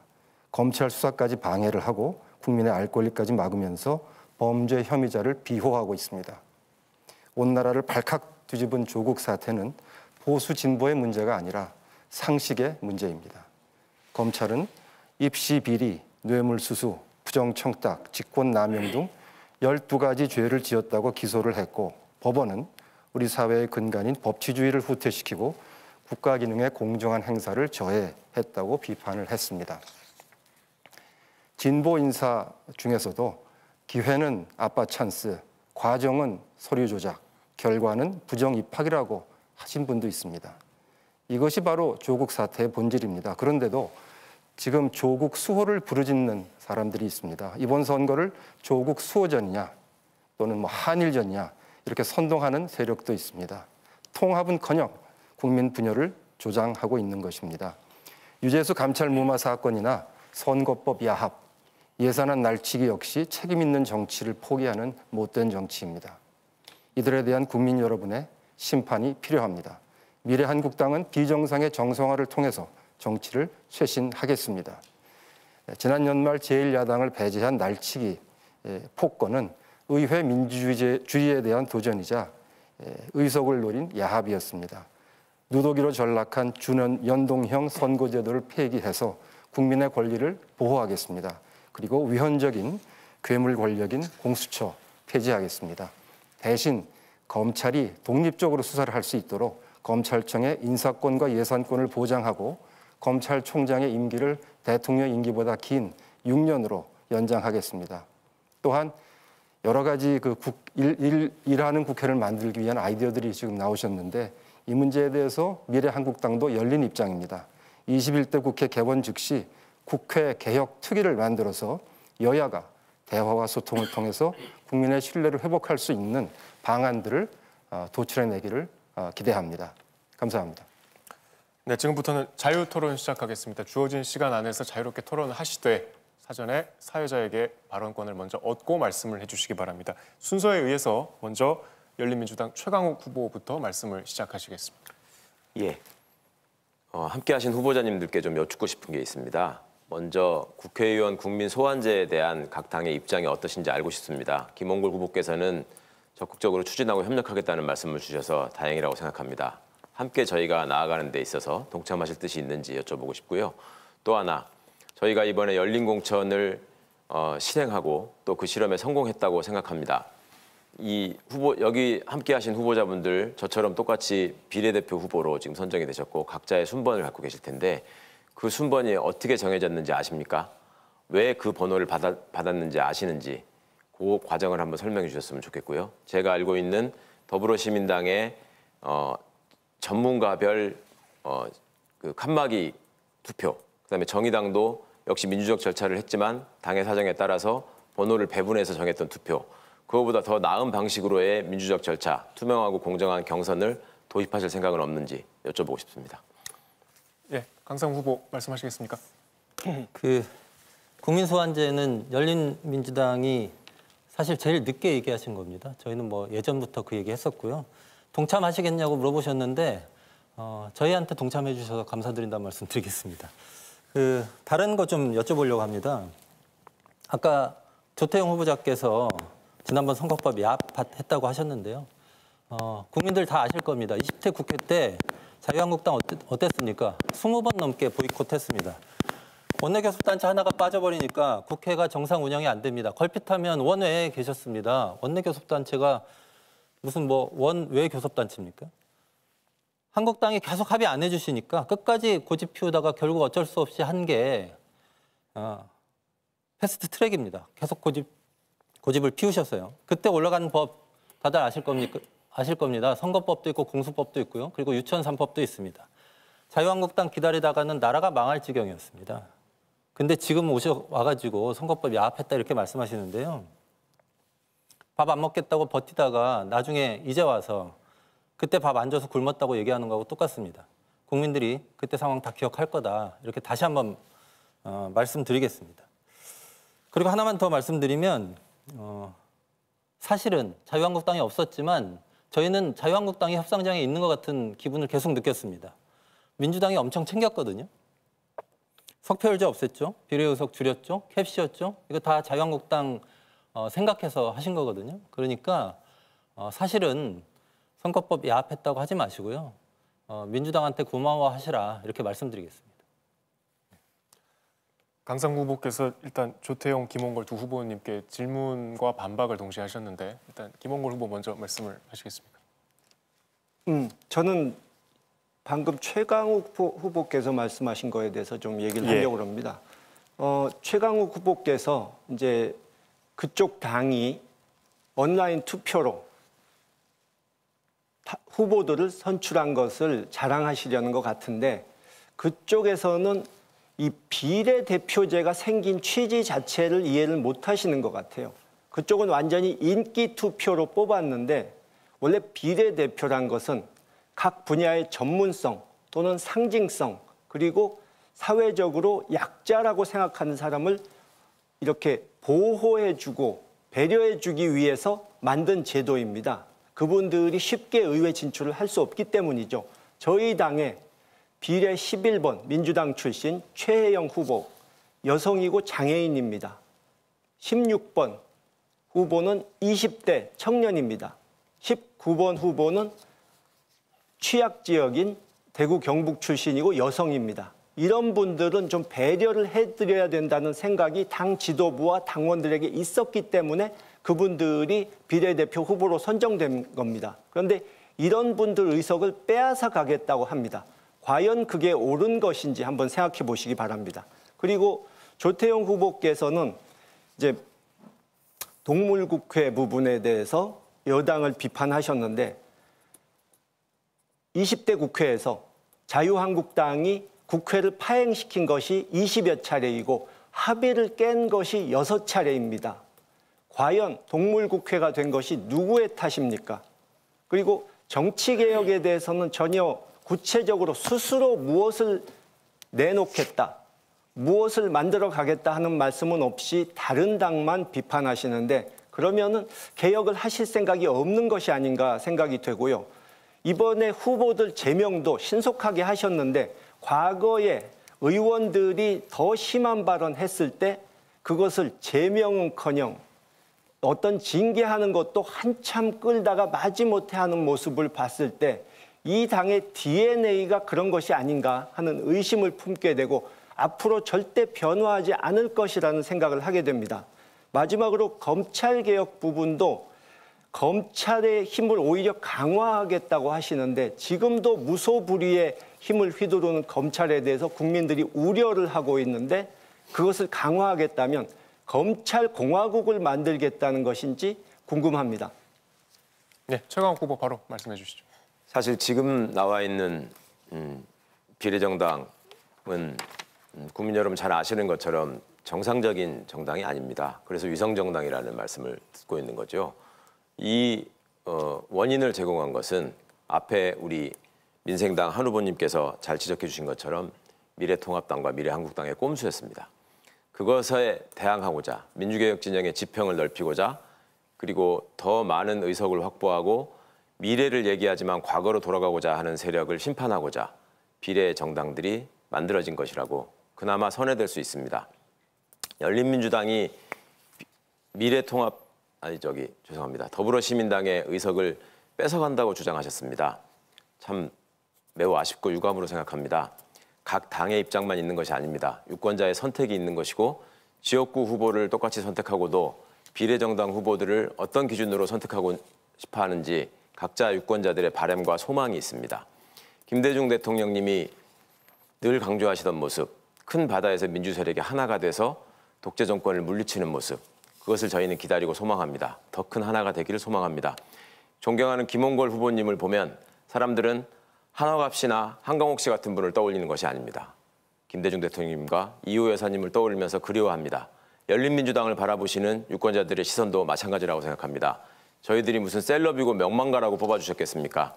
저희들이 가지고 있는 전문성 그리고 그 역량 또 앞으로의 의지를 높게 평가해 주신 거라고 생각하고 저희는 배신하지 않는 정치를 약속드린 바 있습니다. 검찰 공화국을 만들고자 하는 세력이 있습니다. 검찰 정치를 부추기는 세력이 있습니다. 최근 MBC의 특종 보도로 드러난 언론과 검찰의 그 유착, 총선에 개입하려는 그 무서운 검찰 정치의 폐해에 대해서는 단 한 말씀도 하시지 않습니다. 심지어 검찰총장의 임기를 대통령보다도 늘리겠다고 합니다. 검찰 일부 세력들이, 검찰 하나회들이 그렇게 소망하는 바를 대한민국의 공당이 앞장서서 얘기하실 줄 몰랐습니다. 이것이 바로 당리당략이고 국가의 미래를 생각하지 않는 태도입니다. 심판해 주시기 바랍니다. 예, 다음 발언 신청해 주신 순서에 따라서 선택권 드리겠습니다. 일단 한지호 후보 말씀 주시죠. 예, 최강욱 후보님께서 말씀하신 경선을 통한 비례대표를 선출했다라고 아주 굉장히 자부심을 갖고 계십니다. 근데 비례대표는 전문성과 당의 상징성 그리고 향후 입법 활동을 어떻게 할 것인가라는 그런 거를 평가해서 당에서 고려해서 배치하는 게 맞다고 생각합니다. 저 자신이 장애인으로서 장애인 대표로 비례대표에 지금 민생당 비례대표로 있습니다. 제가 이 자리에서 있는 것은 사회적 약자의 관점에서 우리의 정치 외교라든가 정치 현실을 어떤 식으로 반영할 것인가, 어떤 식으로 바라볼 것인가 하는 그런 목적으로 장애인 위원장인 제가 이 자리에 나오게 됐습니다. 그리고 또 한 가지 국회의원 소환제에 대해서 말씀하셨는데 저희 당뿐만이 아니라 아마 거의 대부분의 국민들께서 일을 하지 못하는 국회의원 그리고 만날 싸움만 하는 국회의원들을 소환하고 싶은 그런 심정은 모두 다 갖고 계실 것입니다. 그런 부분에 대해서는 아울러서 국회의원의 특권 내려놓기가 필요하다고 생각합니다. 그래서 말 나온 김에 국회의원의 특권 내려놓기는 첫째로 국회의원의 불체포 특권, 면책 특권을 내려놓아야 합니다. 국회의원의 불체포 특권이나 면책 특권은 연역적으로 왕조 시대의 시민의 대표가 안정적으로 왕권을 제한하기 위해서 감시하기 위해서 만든 건데 지금은 오히려 국회의원 개인의 불법을 비호하는 수단으로 변질되었습니다. 그리고 두 번째로는 국회의원의 세비를 개선해야 합니다. 지금 국회의원의 세비는 1억 5,187만 여원으로 그 수준이 국민 평균 소득에 비해서 매우 과다합니다. 그런데 문제는 국회의원의 세비를 국회의원 스스로가 결정한다는 점이 문제점으로 지적되고 있습니다. 그래서 저희 민생당은 가칭 국회의원 보수산정위원회라는 것을 설치해서 국민이 국회의원 세비를 결정할 수 있는 장치를 만들기를 제안합니다. 그리고 세 번째로는 입법활동비 및 특별활동비의 폐지를 제안합니다. 입법활동과 회의 참석은 국회의원의 고유 업무에 해당하는 것인데 별도의 수당 항목으로 입법활동비와 특별활동비를 지급하는 것은 적절하지 않습니다. 예, 다음 강상구 후보 말씀 주시죠. 예, 앞서 후보들 간에 조국이냐 검찰이냐 이런 토론하셨는데요. 국민들 지겹습니다. 우리나라에는 조국하고 검찰밖에 없습니까? 겨울 싫어하면 여름 좋아하고 여름 싫어하면 겨울 좋아하고 뭐 그런 겁니까? 저는 총선에서 조국이냐 검찰이냐 이런 논의가 더 이상 생산적인 논의가 될 수 없다고 하는 것을 말씀을 드립니다. 부모 찬스는 부모 찬스 그것대로 문제를 해결해 나가야 되고요. 검찰의 문제는 또 그것대로 우리가 열심히 의논해서 해결해 나가야 됩니다. 정작 부모 찬스 쓰는 사람들도 있습니다. 이 얘기 꼭 드리고 싶은데 위성정당입니다. 효자 적자 이러면서 정치권의 부모 찬스 쓰는 정당들이시고요. 오늘도 보니까 더불어시민당하고 열린민주당하고 서로 다투시던데 밖에서도 열심히 싸우시고 여기서도 다투세요. 정의당 입장에서는 역시 가진 거 많은 집은 자식들이 많이 싸우더라 하는 얘기가 생각날 수밖에 없습니다. 지금 정작 필요한 것은 위성정당 다시는 발붙이지 못하게 하고 민심 그대로 국회 만들자고 했었던 애초에 선거법 취지를 더 살려서 선거제도 개혁하는 것이다 이렇게 봅니다. 이 점에 대해서 더불어시민당 어떻게 생각하시는지 얘기 좀 해주시죠. 선거제 네, 잠시만요. 일단 발언 시청해 주셨으니까요. 조태용 후보 먼저 발언하시고 듣겠습니다. 네, 지금 이제 선거 제도에 대해서 여러 후보자께서 말씀을 해주셨습니다. 이러한 선거제, 아주 기형적인 선거제, 그리고 국민께 혼란을 드리는 선거제를 만들어낸 것은 제가 보기에 정치권 전체의 잘못입니다. 반성을 해야 된다고 생각합니다. 거기 원인을 미래통합당에 있다고 말씀하셨는데 사실은 그 점에 대해서는 반론을 하고 싶습니다. 선거 제도는 다른 법하고는 좀 다르죠. 게임의 그 룰을 정하는 법 아니겠습니까?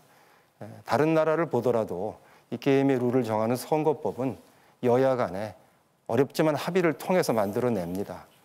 우리나라 헌정사에도 제1야당을 배제하고 힘으로 밀어붙여서 선거제도를 바꾼 경우는 이번이 처음입니다. 처음으로 끝나야 된다고 생각합니다. 두 번째는 이 선거제도가 지금 현실에 왔을 때 국민들을 혼란에 빠뜨리고 제대로 된 성과를 거두지 못하고 있다 하는 것은 오늘 토론에 나와 있는 여러 당만 보셔도 국민들께서 아마 다 동의하실 겁니다.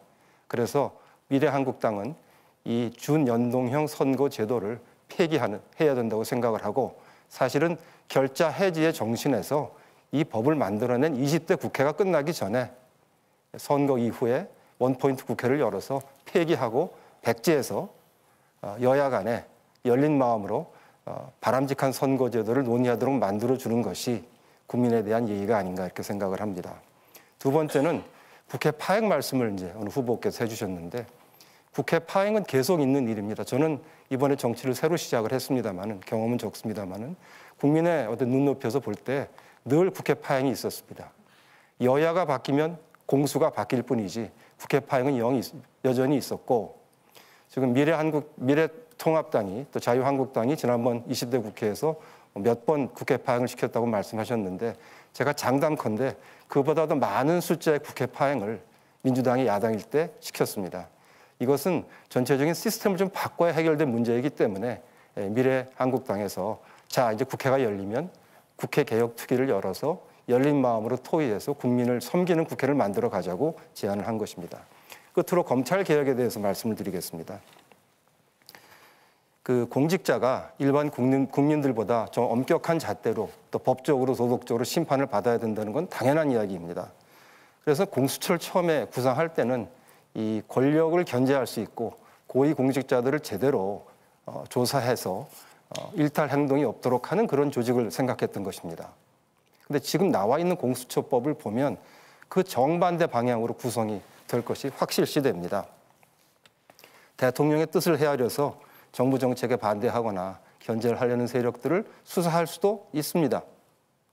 그리고 최근에 공수처가 이제 발족이 되면 첫 번째 수사 대상을 윤석열 검찰총장으로 하겠다는 말씀을 하신 분도 이 자리에 계시는데 그 말 자체가 공수처는 내 뜻대로 할 수 있다는 뜻 아니겠습니까? 이거 공수처를 통해서 검찰을 손발을 묶자, 공수처가 생기면 가만두지 않겠다는 얘기 아니겠습니까? 아직 생기기도 전인데 이만큼이면 이 정도면 생긴 다음엔 어떻겠습니까? 그래서 지금 검찰이 청와대와 정권의 잘못에 대해서 수사를 하겠다고 하니까 공수처를 통해서 막겠다고 하는 겁니다. 이건 공수처의 본뜻과 어긋납니다. 그래서 현재 공수처법을 폐기하고 원점에서 새로 시작하는 것이 맞다 이렇게 생각하고 있습니다. 아까 질문이 나왔으니까요. 김홍걸 후보부터 먼저 말씀하시겠습니다. 예, 강상구 후보님께서 이제 연동형 비례제에 대한 말씀을 하셨는데 지금 물론 이 자유한국당이 미래통합당이 미래한국당이라는 당을 만들어서 그 취지를 훼손시키고 심각한 문제가 발생한 것은 맞습니다. 그래서 바꿔야 하는데 문제는 연동형 비례제가 제대로 되려면 이 의석수가 늘어나야 합니다. 비례 의석이 늘어나야만 가능한데 아쉽게도 국민들께서 의원 정수 늘리는 것에 동의를 안 해주고 계십니다. 근데 정의당 측에서 의원 숫자를 늘려야 된다는 주장만 계속 되풀이했지 어떻게 국민들을 설득할 것인지 그런 대안을 제시한 적이 없습니다. 또 그 노력을 충분히 했다고 저는 생각하지 않습니다. 그렇기 때문에 연동형 비례제에 대한 손질이 분명히 다음 국회에서 필요하겠지만 근본적인 해결책이 나오려면 이 의원 정수 문제를 어떻게 할 것인지 그거에 대한 해법이 나와야 한다고 생각합니다. 그리고 방금 이제 공수처 문제가 나왔는데요. 공수처는 누가 지금 생기지도 않았는데 누굴 먼저 수사하겠다 이런 게 있을 수가 없는 얘기고요. 또 공수처에서 야당도 공수처에 추천을 하게 돼 있기 때문에 정부 여당 마음대로 좌지우지한다는 것은 있을 수가 없습니다. 일단 먼저 신청해 주신 최강욱 후보 발언해 주시죠. 예. 조태용 후보님께서 이제 제 실명을 언급하지는 않으셨지만 저에 관한 얘기도 포함해 주셨기 때문에 말씀 기회를 얻었습니다. 공수처 폐지가 지금 미래를 앞세운 당들의 공약입니다. 국민 여러분의 80% 이상이 찬성하셨던 정책이고 앞으로 출범을 앞두고 있는 조직인데 폐지하겠다고 합니다. 이게 어떻게 우리나라의 미래가 되겠습니까? 공수처법을 만들지 못하게 하고자 선거법을 제대로 발전시키지 못하게 하고자 동물국회를 만들고 그 패스트트랙을 저지하기 위해서 각종 폭언과 폭행을 일삼다가 당 지도부를 포함한 많은 분들이 기소돼 있는 분들입니다. 이 당에서 공수처를 폐지하자고 합니다. 이분들이 꿈꾸는 나라는 어떤 나라입니까? 검찰을 독립시키자고 합니다. 검찰총장에게 최대한의 임기를 보장하자고 합니다. 이분들이 꿈꾸는 세상은 어떤 세상입니까? 국민들은 언제까지 검찰을 보고 두려워해야 합니까? 언제까지 검찰의 수사에 칼끝이 겨눠지면 내 가정이 파괴될 수 있다고 생각해야 합니까? 형평이나 공정이 맞으면 또 모르겠습니다. 법무부 장관이 갖고 있는 막중한 유치에 비추어서 한 틈의 의혹도 있어서는 안 되고 조금의 공정성도 훼손돼서는 안 된다는 이유로 그렇게 사냥과 같은 수사를 했습니다. 지금 검찰총장은 어떻습니까? 본인의 가장 가까운 측근 검사와 관련된 유착의 의혹, 그다음에 본인의 장모와 본인의 배우자가 관련돼 있다는 여러 비리 의혹, 여기에 대해서 미래를 앞세우는 당들이 말씀하는 거 한 번이라도 보셨습니까? 이것이 바로 정치검찰의 민낯이고 검찰 정치에 협력하는 대한민국 야당의 모습입니다. 여러분이 기억하시고 반드시 심판해 주셔야 합니다. 오늘 조태용 후보자님께서 아무래도 이 분야의 전문가가 아니시기 때문에 사실관계를 잘못 밝히신 점이 하나 있다고 생각합니다. 아마 자료를 준비해 주시는 분들이 그것까지 미처 확인을 안 했든지 아니면 의도적으로 뺐는지는 모르겠는데 제가 공수처의 제1호 수사 대상으로 아무개가 돼야 한다는 말을 한 적이 없습니다. 법적으로 따지면 공수처의 수사 대상에 포함되는 사람이다. 그 비리가 계속되면 수사를 받을 수밖에 없을 것이다. 라는 얘기를 했고 분명히 진행자가 1호라는 언급을 했다는 사실을 수차례 방송에서 말씀드린 바 있습니다. 허위사실로 토론을 하시면 안 됩니다. 말씀 준비해 주신 자료에만 의존하시면 이런 일이 생깁니다. 확실히 사실관계를 밝히시고 공수처에 대한 입장, 검찰 개혁에 대한 입장, 검찰 정치를 어떻게 막을 것인지에 대한 입장, 이걸 가지고 국민들에게 이해를 구하시고 심판을 구하시기 바랍니다. 네, 다음 강상구 후보자 발언하시겠습니다. 예, 미래한국당 조태영 후보자께서 선거제도를 제1야당하고 합의 없이 통과시킨 건 처음이라고 말씀하셨는데 대통령 탄핵도 지난번에 처음이었습니다. 그 당하고 합의하는 게 쉬운 일이겠습니까?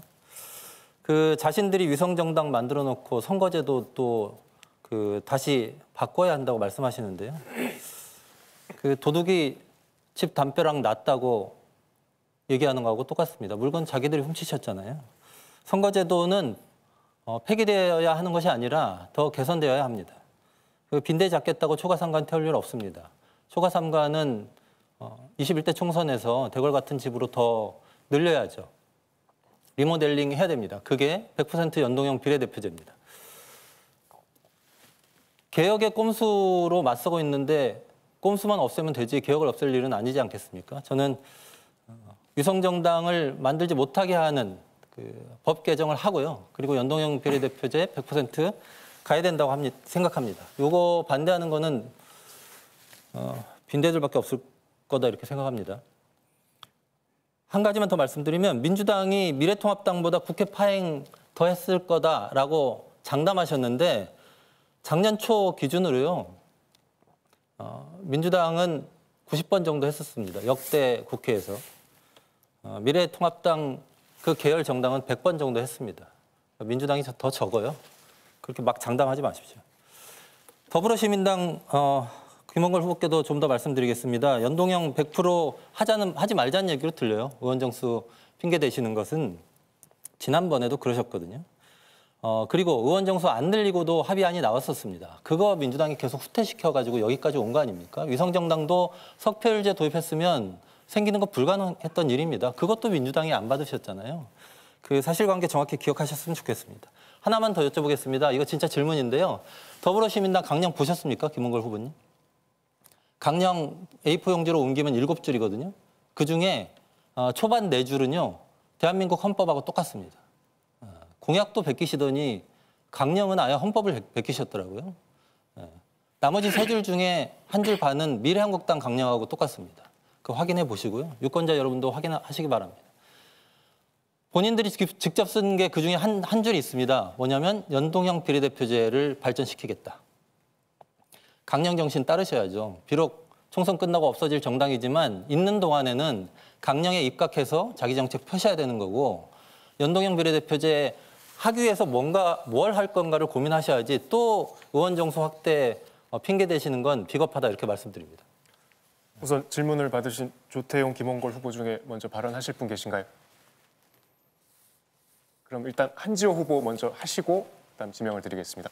예, 조태용 후보님께서 꼼수 비례정당의 출현이 연동형 비례대표제의 탓이라고 말씀하시길래 제가 다른 드리고 싶은 말씀이 더 있었지만 이 부분에 대해서 꼭 짚고 넘어가야 돼서 말씀드리겠습니다. 자유한국당은 선거법 개정에서부터 침대 축구로 일관했습니다. 미래통합당은 게임의 룰인 선거법을 제1야당을 제외한 상태에서 더불어민주당과 범여권 기타 야당들이 일방적으로 개정했다고 주장합니다. 그러나 2018년 7월 26일 정개특위가 출범한 지 400일 만에 그리고 2019년 4월 30일 패스트트랙으로 지정된 지 122일 만인 19년 8월 29일에 법사위로 넘어가고 다시 12월 27일에 비로소 공직선거법이 통과했습니다. 이 부분에 대해서 첫 번째, 자유한국당은 자당이 포함된 여야 5당의 원내대표의 합의문 1항에 연동형 비례대표제 도입을 위해 구체적 방안을 적극 검토한다라는 얘기와 그리고 4개 선거법 개정안에 대해서 구체적으로 그 대안도 없이 그리고 비례대표 폐지만을 오로지 주장했습니다. 10초 남았습니다. 네. 그래서 정개특위 회의에 불참하거나 연기 회의 지연 등 고의적으로 정개특위를 무력화 시도했다는 것을 말씀드립니다. 예, 다음 김홍걸 후보 말씀해 주시죠. 예, 답변을 간단히 드리자면 강령 부분은 좀 과장을 하시는 것 같고요. 연동형 비례제 발전시킨다. 맞습니다. 이제 부족한 부분, 부실한 부분은 고쳐야죠. 그러나 100% 연동형은 불가능하다. 현실적으로 100% 연동형에 대해서 국민들이 찬성을 안 하시는데 무슨 수로 그걸 고치겠습니까? 국민들의 뜻을 따르지 않을 수가 없습니다. 정치는 현실을 무시할 수가 없는 겁니다. 그리고 아까 국회 파행 부분에 대해서 얘기가 나왔는데 이제 일하는 국회 관련해서 국회 결석 문제도 한번 짚고 넘어가야 될 것 같습니다. 국회 결석, 상임위 본회의 결석에서 상위 20, 그러니까 안 좋은 쪽으로 탑 20이라고 할 수 있는 분들 중에 19명이 미래통합당의 전신 자유한국당 출신입니다. 민주당보다 3배 이상 많습니다. 그런 부분을 우리는 철저히 고쳐나가겠습니다. 세비를 깎을 수도 있고 국회 출석을 정지시킬 수도 있습니다. 심하면 제명까지도 하겠습니다. 신청 순서대로 드리겠습니다. 먼저 최강 후보 말씀하시죠. 아까 강 후보님께서 아마 토론이 필요하신 것 같은데 제가 좀 양보하겠습니다. 다음에 하겠습니다. 네. 양보를 하시겠습니까? 네, 다음 순서로 주십시오. 그럼 강 후보님 일단 먼저 말씀하시죠. 네, 고맙습니다. 열린민주당이라 열려 계신 것 같아서 감사드립니다. 제가 아까 더불어시민당 강령에 대해서 말씀하신 거 과장이라고 하셨는데요. 강령 안 보신 거 맞네요. 잘 보시면 오타도 있습니다. 오늘 홈페이지에도 제가 확인하고 왔는데 직전까지도 오타 고치시기 바라고요. 그리고 국민이 동의하지 않았는데 왜 연동형 비례대표제 100% 하려고 하느냐 이렇게 말씀하시는데 그러면 국민이 동의하지 않는데 왜 강령에 그렇게 넣어놓으셨습니까? 본인들 강령 부정하는 말씀이시고 위성정당이 뭐 급하게 당 만들었어도 강령 정신대로 말씀은 하셔야 된다는 말씀 꼭 드립니다. 하나만 더 말씀드리겠습니다. 텔레그램 N번방 사태 때문에 원포인트 임시국회 열자고 했는데 안 열고 계세요. 민주당 책임 크다고 생각합니다. 민주당이 하자고 하면 다 할 거거든요. 왜 안 하시는지 말씀 좀 부탁드립니다. 예, 최강 후보 지금 하시겠습니다. 짧게 제가 조태용 후보님께 한 가지만 여쭤보려고 그랬습니다. 지금 우려했던 사태가 터지고 말았습니다. 세월호 유족을 상대로 한 그 어마어마한 모욕적인 발언 때문에 차명진이라는 분이 미래통합당의 후보셨죠. 제명하겠다라는 지도부의 발표가 있었고 또 30, 40대를 폄하하더니 노인까지 폄하한 김대호 후보라는 분도 역시 제명하겠다고 하셨습니다. 그런데 이분들은 각종 법적 절차나 쟁송을 제기하면서 끝까지 뛰겠다고 합니다. 이분들이 실제로 제명되는 겁니까? 제명이 돼야지 그분들한테 던져질 표가 무효가 되는 거 아니겠습니까? 그냥 그렇게 두고 과거에 막말하는 사람들 제명하겠다고만 하고 안 하시는 것처럼 또 시간 끄시는 건 아닙니까? 있는 그대로 좀 알려주시면 좋겠습니다. 발언 신청도 하셨으니까요. 조태용 후보 말씀하시죠. 네, 제가 이제 질문 드릴 거 하고 답변을 하도록 순서대로 하겠습니다. 조금 빨리 말씀드려야 되겠습니다. 시간이 별로 없어서요.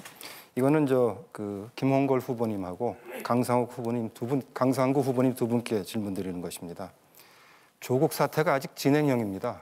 왜 그러냐 하면 조국을 수호하겠다는 당도 나와 있고 그런 정치 세력이 지금 국민의 표를 구하고 있기 때문입니다. 작년 대한민국을 불공정과 부정으로 휘감았던 조국 사태가 아직도 계속되고 있는 겁니다. 이 사태에 연루된 사람들이 또 선거에 나와 있습니다.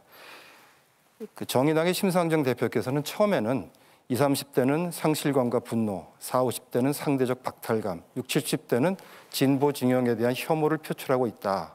버틸 수 있겠냐 이런 말씀을 하셨는데 이러한 태도는 패스트트랙 법을 다루면서 바뀌었습니다. 정의당은 결국 여러 우려에도 불구하고 사법개혁의 대의 차원에서 대통령의 임명권을 존중하겠다고 입장을 180도 바꾸셨습니다. 국민들은 말합니다.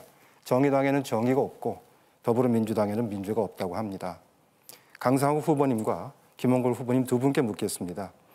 우선 강상구 후보님께는 조국 사태에 대한 정의당의 현재 입장이 무엇인지 말씀해 주시기 바랍니다. 김홍걸 후보님은 지금 이제 새로 들어오셨기 때문에 이 사태를 보시면서 더불어시민당의 입장에서 어떻게 평가하시는지 제가 말씀을 듣고 싶습니다. 답변 드리겠습니다. 국민들 마음을 아프게 하는 그런 말들이 있었습니다. 거기에 대해서 이 미래한국당의 자매정당인 미래통합당에서는 바로 사과를 드리고 제명을 하겠다는 조치를 발표한 것으로 알고 있습니다. 이미 제명이 된 것으로 저는 알고 있는데 다른 절차가 남아있다고 할 것 같으면 제 생각에는 절차를 다 완결시켜서 제명을 할 것으로 생각이 됩니다. 예, 일단 질문을 받으신 김홍걸 후보 먼저 하시겠습니까? 예, 일단 강상구 후보님 말씀 짧게 답변하겠습니다. 똑같은 질문을 자꾸 하시는데요. 연동형 비례제를 발전시키겠다고 했지 100%를 철저히 하겠다 이렇게 얘기한 적은 없습니다. 그리고 민주당에 대한 질문은 저한테 하실 것은 아닌 것 같습니다. 저는 현재 민주당 소속이 아니고 민주당 의원이었던 적도 없습니다. 그리고 조국 교수에 대한 얘기가 지금 나왔는데요. 저는 연초에 문재인 대통령께서 조국 교수를 이제 그만 놓아달라 하신 말씀에 동의합니다. 그 뜻은 이미 조국 교수, 조국 전 법무장관에 대한 문제는 법원의 판단에 넘어갔기 때문에 더 이상 그것을 가지고 국민들이 갈등하고 정쟁을 벌이면 국론 분열도 되고 조국 교수 본인에게도 너무 고통스러운 일이기 때문에 그런 말씀을 하셨을 거라고 저는 생각합니다. 그래서 미래통합당 측도 미래한국당 측도 조국 프레임을 가지고 시급한 민생 문제 다 제쳐놓고 철진한 조국 프레임을 가지고 선거 치르려는 생각은 버려야 합니다. 예, 강상구 후보 답변을 해주시는데 지금 20초 남으셨습니다. 감안해서 말씀 부탁드리겠습니다. 예, 김홍걸 후보 본인이 민주당 소속 아니니까 질문하지 말라고 하셨는데 민주당으로부터 독립선언하신 걸로 제가 이해하겠습니다. 정의당에게 정의가 없는지 모르겠지만 미래통합당에 미래가 없는 건 확실합니다. N번방 말씀 마저 드리면요. 총선 전에 안 하면 못합니다. 총선 이후에는 공천 못 받은 사람, 불출마 선언한 사람, 낙선한 사람들 때문에 회의 못 연다 말씀드립니다. 네, 시간이 남은 두 후보 차례로 여쭤보겠습니다. 일단 최강욱 후보 먼저 발언해 주시죠. 예. 조태용 후보님께서 막말을 하는 국민들한테 상처를 주는 국회의원에 대해서 같은 생각을 말씀해 주셔서 반갑고 감사하게 생각합니다. 확실하게 노력해 주셔서 제명시켜 주시고 절대 이번 선거에 유권자들 앞에 그 얼굴을 드러내는 일이 없도록 해주시면 감사하겠습니다. 미래를 계속 말씀하시면서 과거로 돌아가고자 한다는 말씀을 드렸습니다. 과거에 민주화 운동을 하고 정말 독재에 항거하던 사람들이 미래통합당, 미래한국당에 가 있는 사람들이 있습니다. 그분들에게 물어봤습니다. 도대체 왜 그러느냐? 이렇게 대답했습니다. 대한민국 민주주의의 발전은 제1야당의 수준이 올라가는 데서 비롯된다고 생각했다. 그 야당의 수준을 높이겠다라고 얘기한 바 있습니다. 반갑게 들었고 최선을 다해주기를 기대하고 있습니다. 여러분, 지금 대한민국 제1야당의 수준과 현실을 이번 선거에서 확실하게 파악하시고 확실하게 심판하시고 확실하게 주권자의 뜻을 보여주시기 바랍니다. 그렇게 하지 않으면 대한민국 제1야당의 수준은 높아지지 않습니다. 막말과 혐오는 변하지 않습니다. 이번에 확실하게 투표로서 심판해 주시고 응징해 주시기 바랍니다. 감사합니다. 예, 조태용 후보님 14초 남으셨습니다. 최강욱 후보님 말씀을 반갑게 들었습니다. 더 이상 조국 수호는 하지 않겠다는 말씀으로 제가 받아들여도 될지 모르겠습니다. 특히 또 김홍걸 후보님도 같은 취지의 말씀하셨다고 생각을 합니다. 자, 마지막으로 김홍걸 후보 말씀 듣겠습니다. 짧게 답변하겠습니다. 민주당으로부터 독립선언한 것이 아니고 민주당 국회의원들께서 하실 일을 제가 이래라 저래라 간섭할 입장은 아니라는 것을 말씀드린 겁니다. 예, 두 번째 주제까지 지금 남은 시간 다 쓰셨습니다. 한 1, 2초 정도 남았는데 건너뛰겠습니다. 마무리 발언 시간인데요. 당초 1분이라고 공지를 드렸는데 시간이 조금 여유가 있어서 1분 20초씩 드리겠습니다.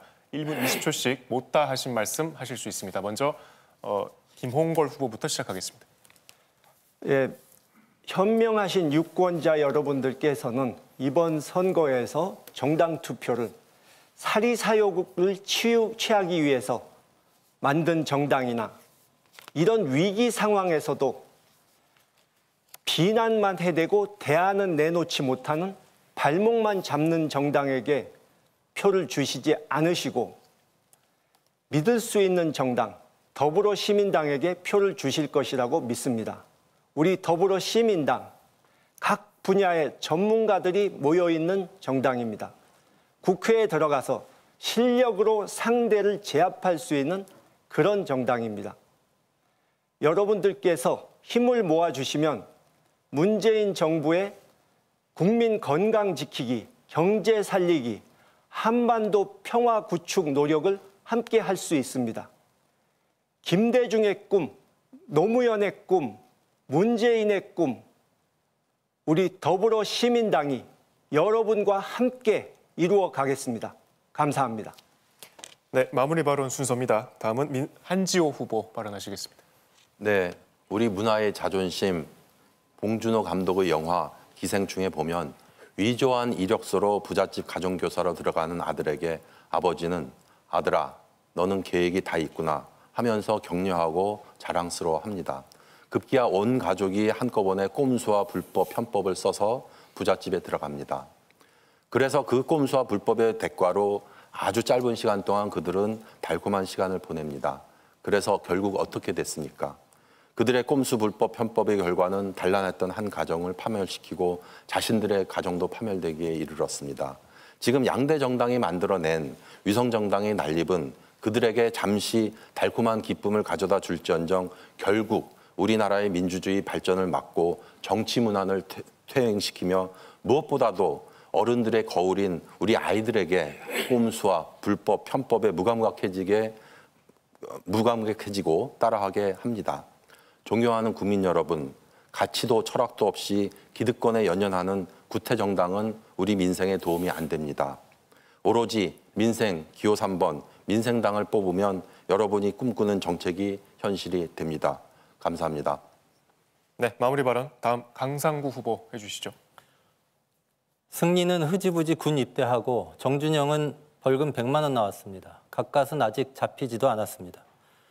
정의당이 N번방 처벌 및 방지법 원포인트 국회를 주장하는 것은 사람은 그 누구에게도 물건 취급받거나 착취당해서는 안 되는 존재라는 점을 알고 있기 때문입니다.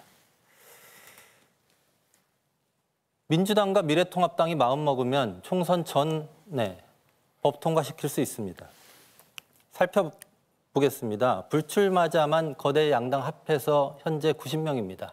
국회의원 현역 290명 가운데 90명은 벌써 실망하고 낙담한 상태입니다. 선거 끝나면요, 대거 낙선자가 나올 겁니다. 그러면 그렇게 힘 빠진 사람들이 모여서 N번방 처벌 방지법을 만들겠다는 얘기입니까? 현실적으로 쉽지 않습니다. 과거 미투 사례 때도 그랬습니다. 한참 문제 제기될 때는 비동의 가늠법 검토하겠다고 하더니 지금까지 된 게 하나도 없습니다. 정의당은 모든 국민의 안녕과 행복을 빕니다. 모든 존재를 응원합니다. 위성정당이 무너뜨리고 있는 민주주의라는 원칙을 지키겠습니다. 원포인트 국회 꼭 열어야 합니다. 정의당이 끝까지 노력하겠습니다. 네, 다음 조태용 후보 마무리 발언해 주시죠. 네, 존경하는 국민 여러분, 이 토론회를 통해서 외교안보 정책에 대한 각 당의 입장이 다르구나 하는 점이 분명히 드러났다고 생각을 합니다. 정치 쇄신과 관련해서는 이 얘기를 건설적으로 할 수 있는 신뢰가 참 없구나 하고 느끼셨을 거로 생각을 합니다. 저는 평생을 외교관으로 살아왔고 제가 기억하는 대한민국은 자랑스럽고 세계가 부러워하는 나라였습니다. 그러나 문재인 정권 3년 만에 모든 것이 변했습니다. 지난 70년의 노력은 물거품이 되었고 아무나 무시하고 또 아무나 막대하는 초라한 나라가 되었습니다. 경제는 무너지고 외교는 총체적 난국에 빠졌습니다. 국민들은 서로 증오하고 신뢰는 붕괴되었습니다. 사느냐 죽느냐 절체절명의 위기입니다. 시간이 별로 없습니다. 아마 이번 선거가 대한민국을 올바른 길로 되돌려 놓기 위한 마지막 기회가 될 수도 있습니다. 절박한 마음으로 호소드립니다. 대한민국의 미래와 우리 아이들의 내일을 위해 무능한 거짓말 정권을 심판해 주십시오. 미래 한국당이 당당하고 존중받는 대한민국을 만들기 위해 노력하겠습니다. 감사합니다. 네, 마지막으로 최강욱 후보 마무리 발언해 주시죠. 국민 여러분, 장시간 동안 저희들의 얘기 어떻게 들으셨습니까? 불편하지는 않으셨습니까? 이해는 잘 되시던가요? 저희는 국민 여러분들이 열린 마음으로 뽑아주신 열린 공천이라는 절차를 통해서 한 정당의 후보가 됐습니다. 그 후보들이 모여서 국민 여러분들께 최대한 진솔하고 성의 있게 다가가고자 합니다. 그 마음이, 그 진심이 얼마만큼 전달됐는지 모르겠습니다. 부족한 부분, 미흡한 부분 앞으로 더 채워나가고 더 열심히 하겠습니다. 저는 촛불이 자랑스럽습니다. 그 촛불의 힘으로 주권자들은 행정부를 바꿨고 사법부를 바꿨습니다. 그렇지만 구체제에 머물고자 하는 입법부만이 여전히 남아서 촛불 혁명의 동력을 끊임없이 훼손하고 역사를 끊임없이 뒤로 돌리려 하고 역사의 수레바퀴를 가로막았던 것이 지난 2년여간의 역사였습니다. 이제 그 심판의 길이 눈앞에 있습니다. 이번 총선은 명백히 대한민국이 선진국으로서의 위상을 공고히 하고 더 밝은 미래로 나아가느냐 그렇지 못하느냐의 갈림길에서 그것을 유권자들께서 표로 심판하시고 선택하시는 소중한 역사적 장면이라고 생각합니다. 멋진 역사를 이루겠습니다. 좋은 나라 만들겠습니다. 열린민주당 기호 12번입니다. 감사합니다. 예, 5분 후보자 말씀 다 들었는데요. 사실 1초가 소중한 기회입니다. 지금 시간이 좀 남은 후보들 계신데요. 갑자기 여쭤봐서 좀 당황스러우시겠지만 김홍걸 후보 지금 12초 남으셨는데 더 사용하시겠습니까? 괜찮습니다. 지금 후보 중에 약간 시간이 남은 분들이 있습니다. 조태용 후보도 무려 7초나 남으셨고요. 필요하시다면 김홍걸 후보 시간을 조금 쓰셔도 될 것 같습니다. 한 말씀. 예. 국민 여러분, 외교 안보는 나라의 존망을 결정하는 중요한 문제이지만 그 피부에 잘 와닿는 문제는 아닙니다. 이번 선거에서도 크게 이슈가 못 되고 있습니다. 정말 중요합니다. 국민 여러분 투표장에 가셔서 투표하실 때 외교안보 정책에 대한 각 당의 입장이 어땠는지를 생각하시고 그 판단까지 포함해서 한 표를 던져주시기를 간곡히 호소드립니다. 감사합니다. 한지호 후보도 조금 남으셨습니다.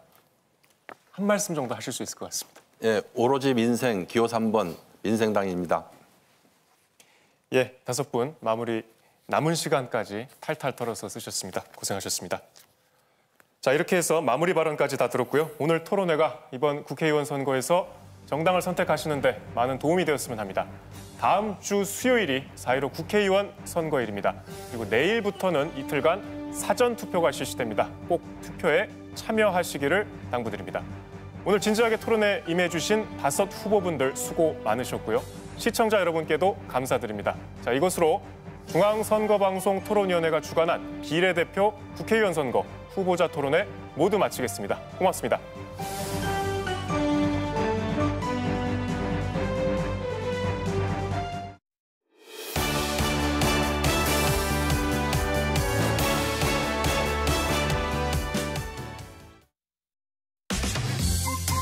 잠시 후 MBC 뉴스를 보내드립니다.